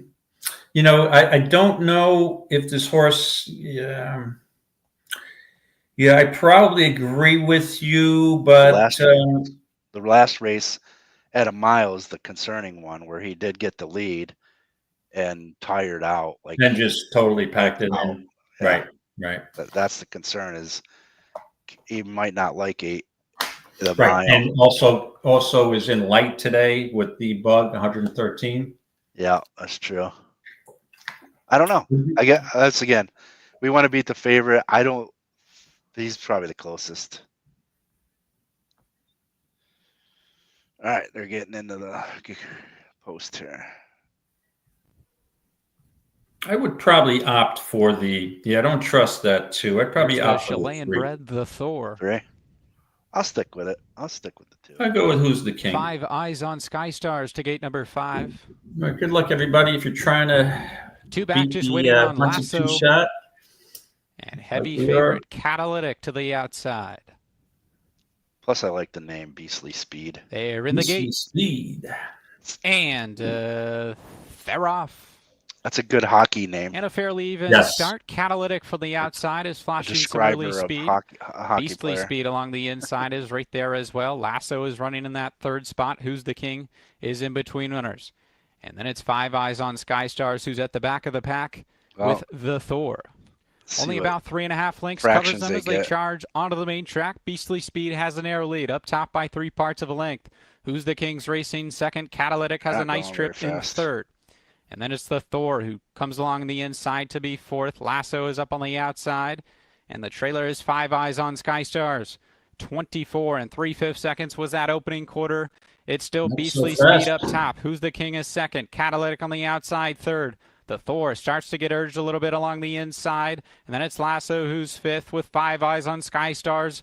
Shaking up for more at the back. 47 and 3/5 seconds for the half mile. As they round the far turn, Beastly Speed, Who's the King's come under a ride. Catalytic yet to be asked for his best. Zayas just took a peek as they come to the quarter pole. Catalytic right to the outside of Beastly Speed. Then it's Who's the King starting to drop back as they come to the top of the lane. Beastly Speed has the lead. Catalytic right up to his outside, though it's these two past the 3/16. Catalytic trying to get by Beastly Speed with a furlong left to go. And then it's Lasso running on late, but Catalytic's edging away past the 16. And Catalytic will break that second streak. He's a winner today, won it by 3. You got a good exacta for those of you who opted to play the exacta? That probably was the right play. Let's see, what was that? 8-2. Paid, watch it be $20. I laugh my ass off. No, 10-1. 10-1. That's our lowest exacta we've hit today. 10-1. Okay, that still works. All right. Yeah, I'll take it all day long. We got 4 minutes to Churchill Downs, race 2. Let's go there since we screwed up the first one. I didn't get this far with notes, so we're going to wing this one too. All right, let's take a look at Churchill together. Yeah, we'll play the race sim a little slow here. Spycraft has when I see a pace square and it's only 7, I don't think that's enough of a huge advantage, although the race sim thinks he's going to get a handy lead. being Spycraft. Morning line favorite. No, he's not. It would be the 2 is morning line favorite.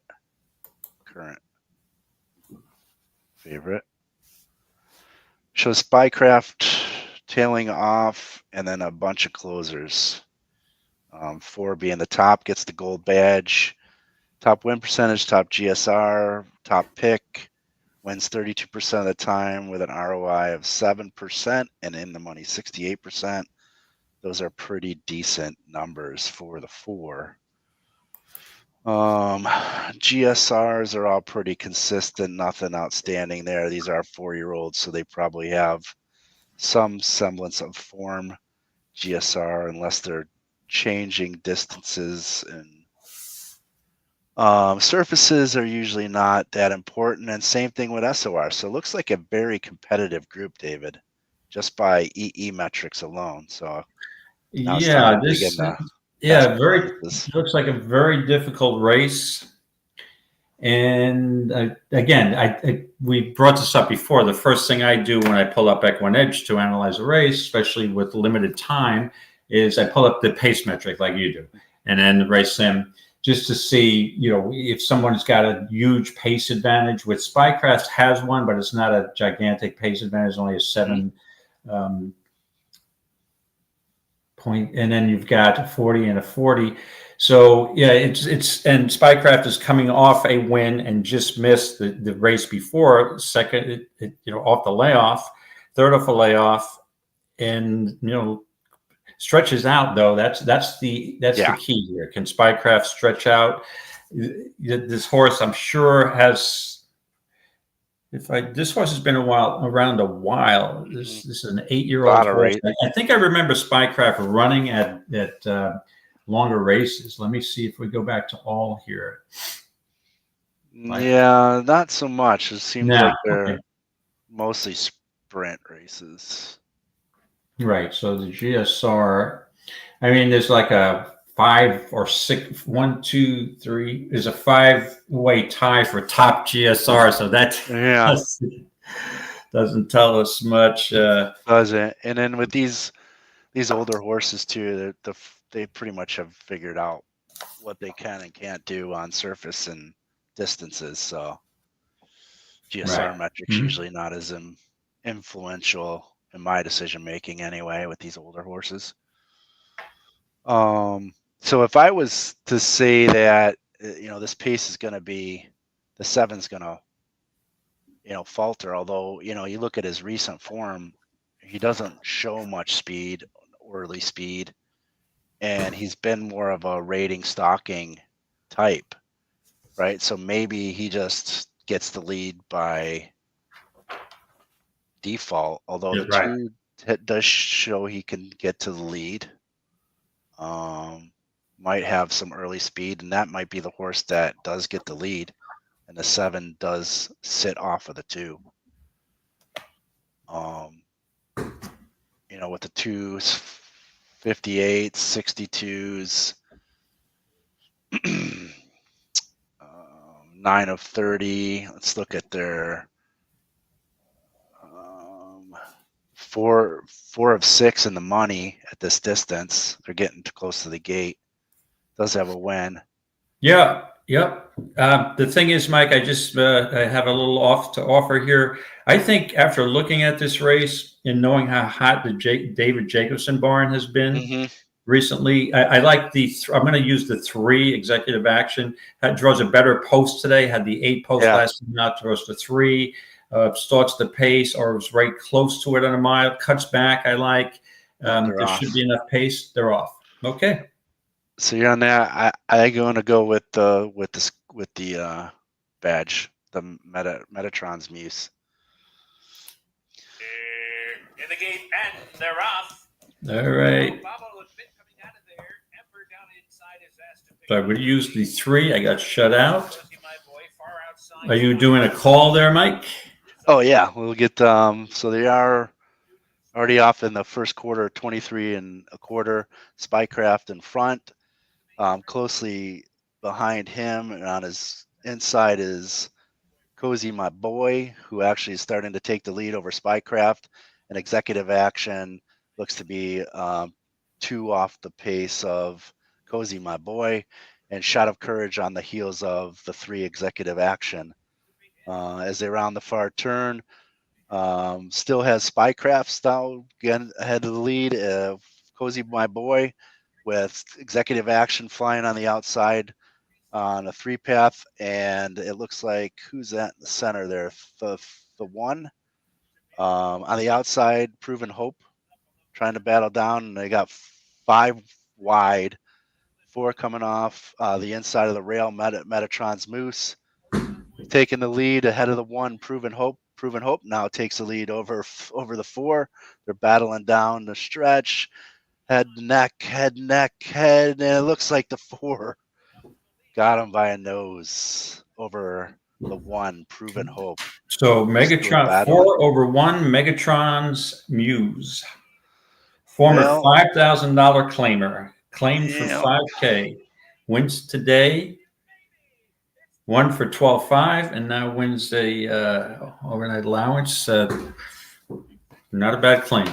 Not a bad claim at all. And Hartman seems to do pretty well with those as well. So, yeah, I'll take the chalk.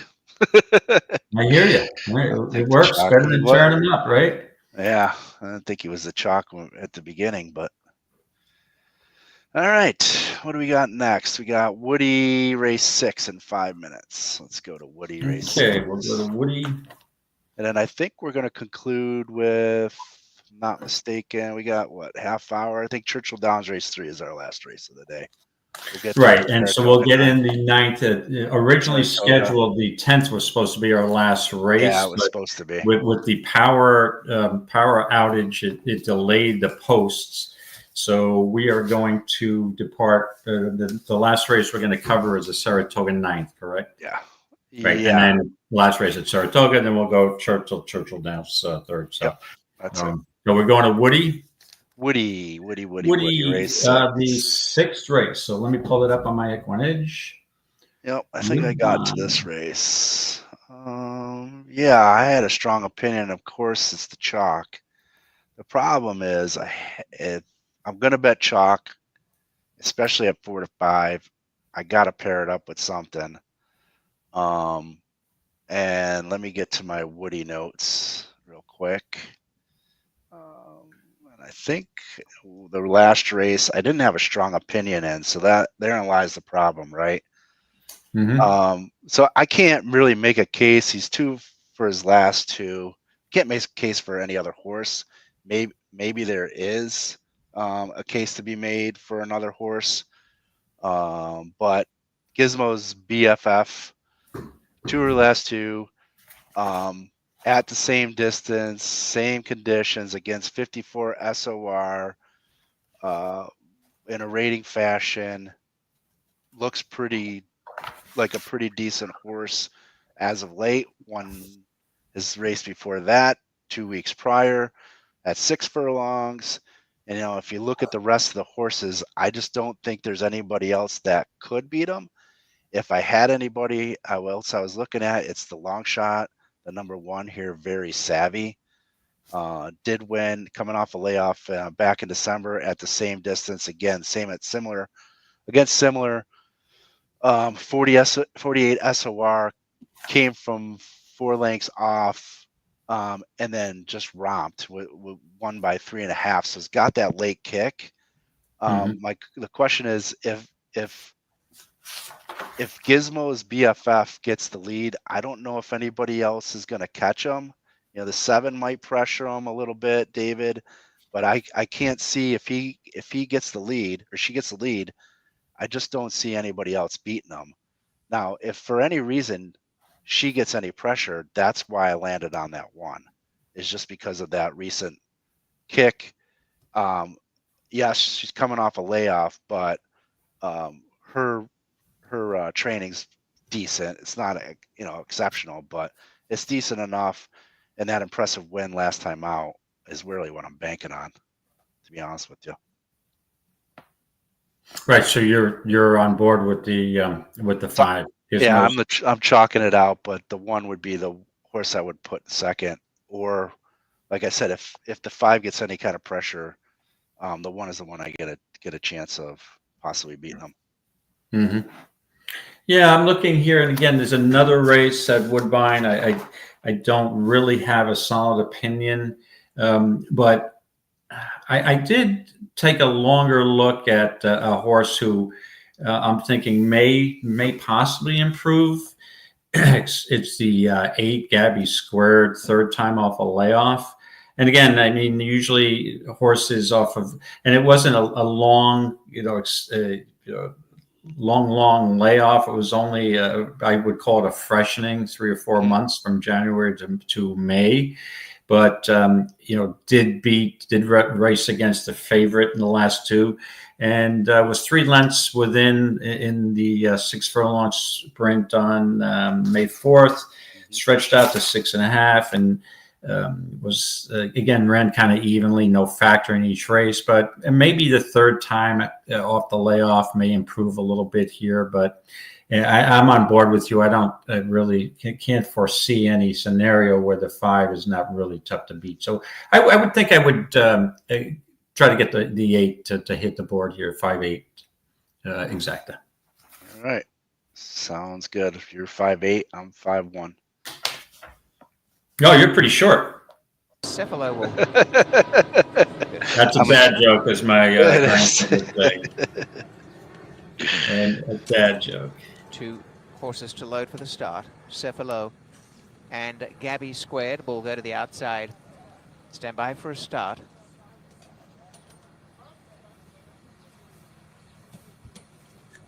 Gabby Squared walks up. Kevin Nichols has gone. Good luck, everybody. Who's got action on this race at and they're Woodbine? off and getting out pretty well. Gizmo's BFF is searching for that lead straight away and has got it. A nice beginning. Alberta Be Mine goes into second. A length away third is Cephalo from Gabby Squared. And she got together the at lead. the back, a Lady Moonshine and Very Savvy. Clearing them, Gizmo's BFF. A length to Cephalo, taking closer order. And Cephalo within about 3/4 of the leader. Back to third, Alberta Be Mine, then Gabby Squared. And together at the back, Lady Moonshine and Very Savvy. Only 3.5 to 4 lengths at best covers them. A half mile to run. First quarter, 23 and 3. Leading is Gizmo's BFF, having a charmed run in front. A half to Cephalo, a length and a half away. Gabby Squared, kicking into gear on the outside. Back to fourth, Alberta Be Mine. Starting to wind up is Lady Moonshine. She's got some. And 2 lengths away last is Very Savvy. Gizmo's BFF has had a sweet run in front, hasn't really been tested by Cephalo. Gabby Square coming on the outside and now winding up really well. Lady Moonshine wide on the track. Up the rails is Alberta Be Mine. Into the stretch, Gizmo's BFF cut the corner well. Got away by almost 3 lengths down the outside. Making an impact now is Lady Moonshine. Gabby Squared the center. Gizmo's BFF is really still stealing this one, and my goodness, has never really been asked. And down the stretch, a 16th to go. Really a perfect purple patch for this winner. The one's closing, but you get the long shot. You got the long shot in the second spot for the exacta. You got the 4 Alberta Be Mine at 19 to 1. Boom. That's another way of doing it too, right, David? If you think about it.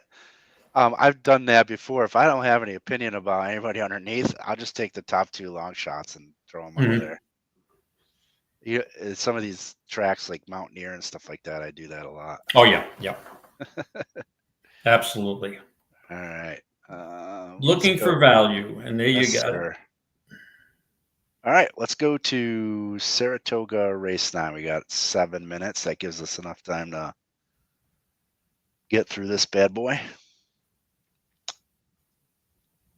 Looks like we have a Donegal Momentum with a 15 or 25 point pace advantage, which is pretty significant when you think about it. Who is 3 for 3 at this distance and has earned 130K. 72 SOR at this distance and a GSR of 72.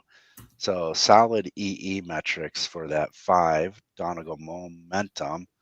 Currently at 7-2 from a 5-1 morning line. We'll take a look at the race sim at first call. It does show him getting the lead pretty handily by, looks like, 2 lengths. Second call, a little bit closing in on the 4 Major Dude. Down the stretch, the 5 Mischievous, I think it's Anna, right? Angel. Mischievous Angel. Right? Closing in. And then it looks like the 8 drops Anchor in the race sim, and then Major Dude romps on for victory in the race sim with Mischievous Angel right on his heels. So, David, how'd you have this? It looks like, again, the Donegal Momentum has a pretty decent pace advantage, but does he have the ability to take them gate to wire is the question. Yeah, I looked at this race, and the one thing that struck me is, again, I'm not giving up on Donegal Moon off that last failing as the 4 to 5 shot. Basically, third race off a layoff last time out, and I'm not sure why they Tom Morley opted for the Carter. It could just be a tune-up race. This horse is clearly turf meant, and had the inside post last time out, got a good track, so there was moisture in it, and it is a 5-horse field, and you expected this horse to win, and just set the pace from the inside, and kind of tired. But maybe the inside the last time on a boggy track, but they had gotten a lot of rain in New York, like we have last early May. So maybe it was a little more boggy than the condition. That's good. So back to a firm course, outside post. I mean, it should be right there going into the first turn. And have the lead. He benefits greatly by the scratch of the 3, who was projected to be the main speed, right? Yeah. And just bear with me a second. My other laptop just rebooted, so I'm just calling my EquinEdge back up. Yeah, you're right. Now, but the pace advantage now. Yeah. I would like Donegal Momentum before the scratch of the late scratch of the 3.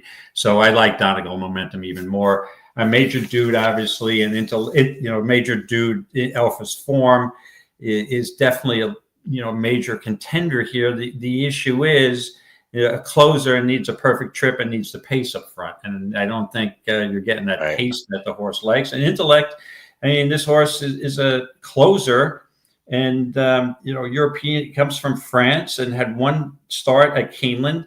I don't like these type of horses. You got to show me that you can win sprinting, on a firm course here in the Northeast. So I don't like Intellect. I wouldn't use Intellect. So I'm going to use my major play here would be the 8, Donegal Momentum. And I believe that Major Dude's the other horse. So it would be 8 over the 4 with, I'm not backing it up. I would just play the 8 to win, and also 8-4 straight exacta. Yeah, you have pretty much nailed it for me. The only other horse because Donegal Moment was my pick too this morning. I didn't change it in my mind since this morning. I put all my picks in and such. And with the scratch of the 3, it just kind of solidified it for me. I'm a little disappointed, probably taking more money than I wanted to originally when I put my picks in and such, because I thought I'd get a better price than we're going to get. But hopefully he kind of sticks around at that 3 to 1 mark, but I have a feeling he's probably going to take a little bit more money before this thing goes off. The other horse I was looking at was Cameo Appearance. The negative thing, I've been facing Graded Stakes Company in his last 3 races, and just didn't show much in either of those. So what's he going to do here now, going back to company that I think he probably belongs in? Right. As the question mark, and that race back in. Going back here at 8.5 furlongs back in April at Keeneland was the one I was referring to, but it was against 50 SOR group. So I wanted a price, right? That's kind of I was farming for. And when I saw him at 3 to 1, jumping up to 7 to 1 at E morning line, I totally wiped him out. And I just can't see any other horse. Not a big Major Dude fan. Kind of never have been. And then Intellect is the one I just don't know enough about, right? Right. With Chad and Pratt, it's hard to not like when those two have a horse together. But at 2-1, I'd rather go with the 8 Donegal Momentum, who has a chance to take him gate to wire. So Okay. it's just process of elimination part of Yep. it. But I like Donegal Momentum before the scratch of the 3. I just wish we were getting a better price on them, and yeah, not changing my mind. Yeah, and again, if you look at the one, I think the one. Again, I'm going to use. I told you originally my pick was the 8, who I'm solid on to win the race, and I used the 4 as the exact. While you were giving your analysis, I went through Cameo Performance again. I mean, this horse has a shot. I like the inside post going, on the inner course, saving some ground. We'll have to close. Maybe shoots up the rail. And so I think I would go too deep with the 8 over the 1-4 in retrospect. I like it. Okay. I'm liking it more than I'm talking myself into it. There you go. All right, let's see where they're at on the track here. I'll do my best Frank again here. Yeah, they're getting there. They're getting there. While you were away, I think it was before the race, this last one, did you get your express bet in, David? Or are you done? Oh, no, yeah, I'm done. I've got my bankroll. I made a profit, but yeah, no, I got them all in.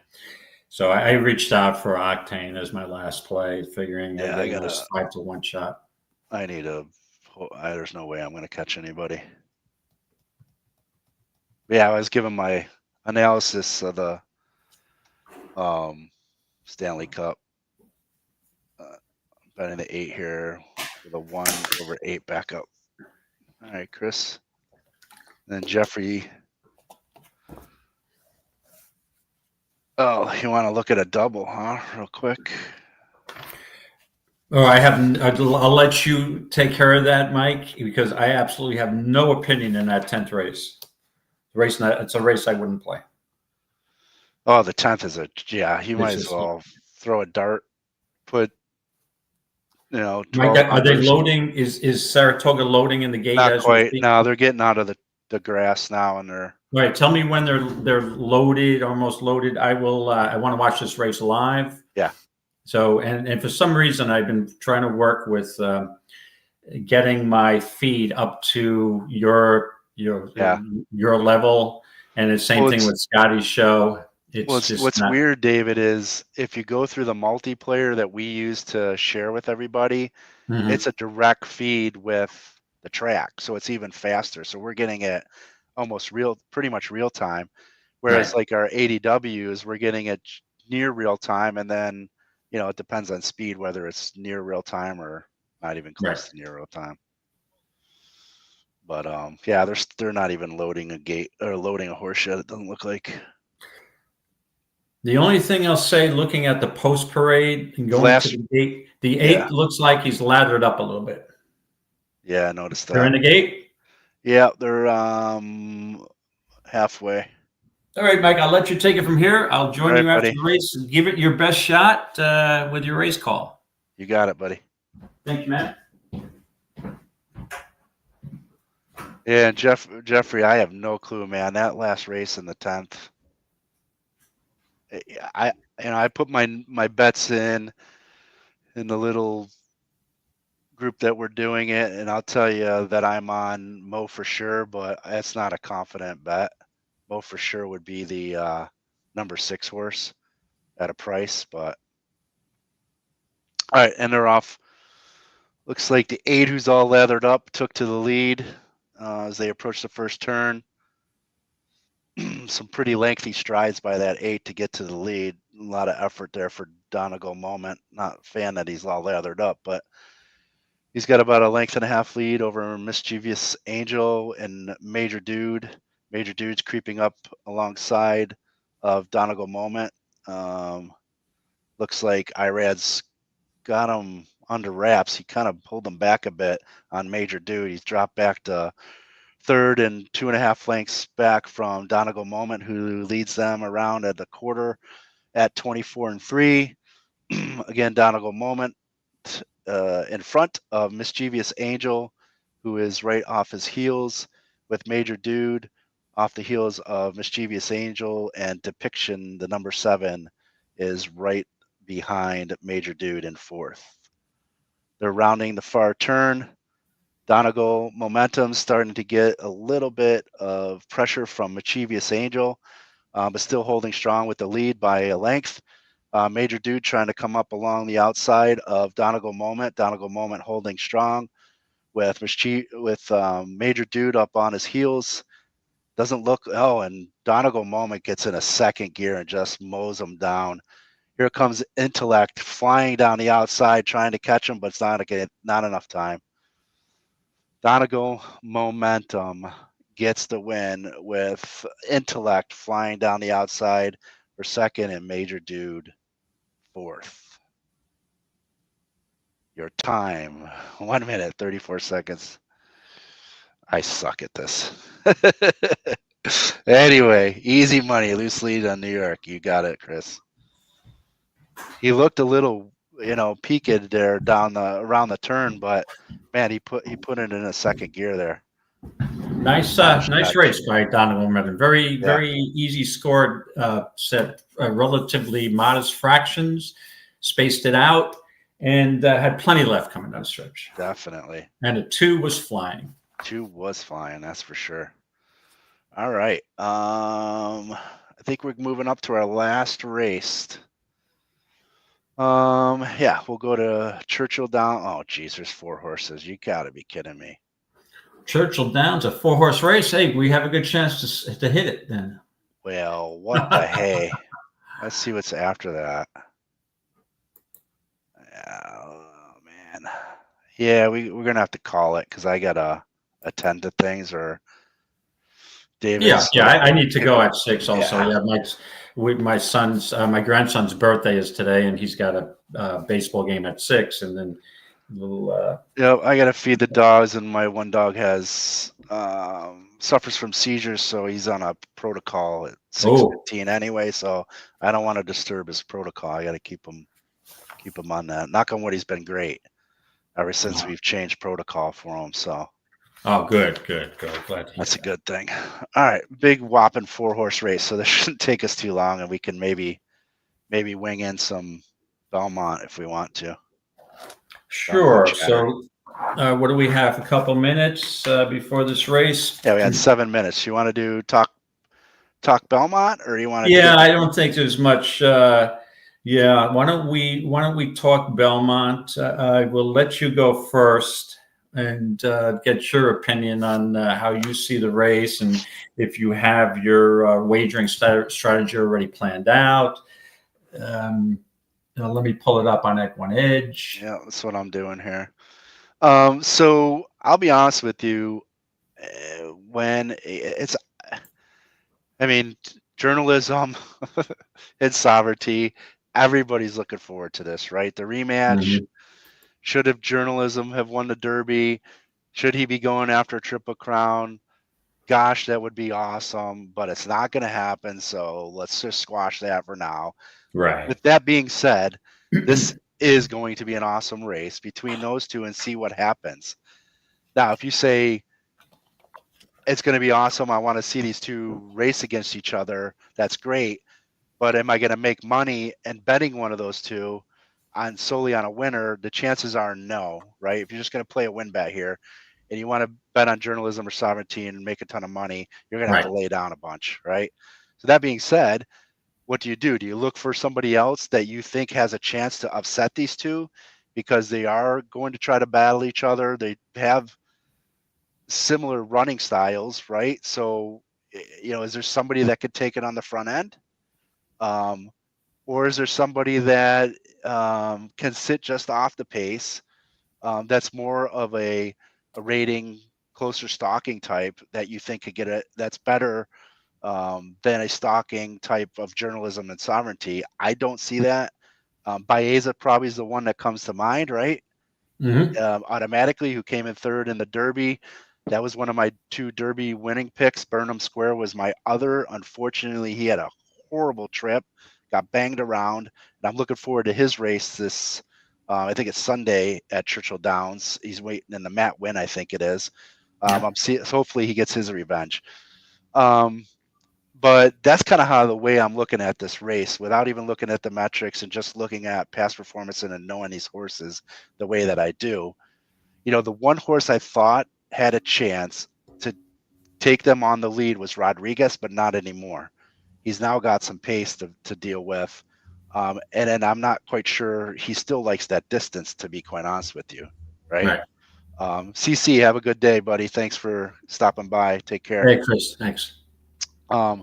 So honestly, it's just falling back to the 3, in my opinion. It's between Sovereignty, Journalism, and Baeza.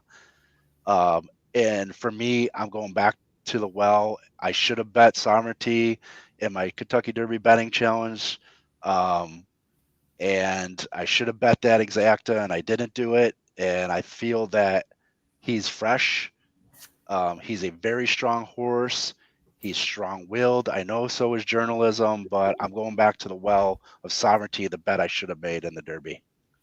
Okay, wow, we're on a totally different page here as far as wagering strategy. Now, just for full disclosure, I'm not usually a type of horse player who likes to make picks 2 to 3 days out in advance. We don't know the track bias. We don't know the weather conditions. We don't know what's going on. So good point. It's a little difficult, but obviously this is it should be a great race. And I think the way that I'm approaching it is totally opposite of you, Mike. I think you've got to either use Journalism or Sovereignty and then try to beat the other one for your exacta and maybe even off the board for your try to make any money. So I'm taking a different type of position on this. And I think Journalism is overall the better horse. I just have a gut feeling that Sovereignty, it may take a step back. The issue is, well, not the issue, but what benefited him in the Derby to me is the rapid pace and also the off track. So 2 things helped him out in that Derby. And I think without both of them, he's not winning the race. And I think the sloppy track might have hurt Journalism. So I give Journalism the advantage. And I think Journalism overall is the better 3-year-old. And the only other way to bet it is to, leave Sovereignty out of my exactas. So I would be taking, Baeza, to me, has the most upside in this field, could be improving. So I take Journalism over Baeza. And then also because we've seen how speed favoring this track is. And I know Crudo's got speed, but I think with Rodriguez drawing that inside post, I know Crudo's only 2 positions over from him. But I think Rodriguez lasts a long time. And I think to the far turn, he may still have the lead. And so I'm going to use Journalism over both Baeza and Rodriguez and leave Sovereignty out. And I'll probably leave him out of my triple. Maybe I'll put Hill Road in there somewhere too. But and I hope that's not the case. I hope we have a true rivalry of Journalism and Sovereignty coming down the stretch in a duel. I'd love to see that, but in my opinion, you can't use the 2 together because it's just not enough of a price. Yeah, I agree with you. I mean, we're similar on that nature, and you bring up a great point with the weather and the track conditions and all that such. And we can't predict what the hell the weather's going to be like at Saratoga now. It's just like Churchill Downs in the first Saturday in May, 2 days, 1 day even before the freaking race, and you think it's going to be sunny. And then the weather changes just like that. The same shit happens in the middle part of the state in New York, right? So, it sounds like there's going to be rain, but who the hell knows? So for you and I to predict, we've got the horses we like. We can sit here and speculate if it's going to be an off track. It's not going to be off track. Who we like, if it's an off track, then I'm all in on Sovereignty. Right. I don't think I'll waver one bit from that. Is Sovereignty a solid 100% put on top bet for me? No, I'm going to probably make multiple wagers. And one option is like you just said, either have Sovereignty on top, leave one the other one and journalism off underneath, or vice versa. Maybe I'll do both. But I'm struggling with who to put underneath. Rodriguez, I don't think can get the distance. And can he hang on for second is my question. Right. I do like him, but I think he's better probably at a mile, maybe a mile and a 16th or an eighth max, maybe max mile and an eighth.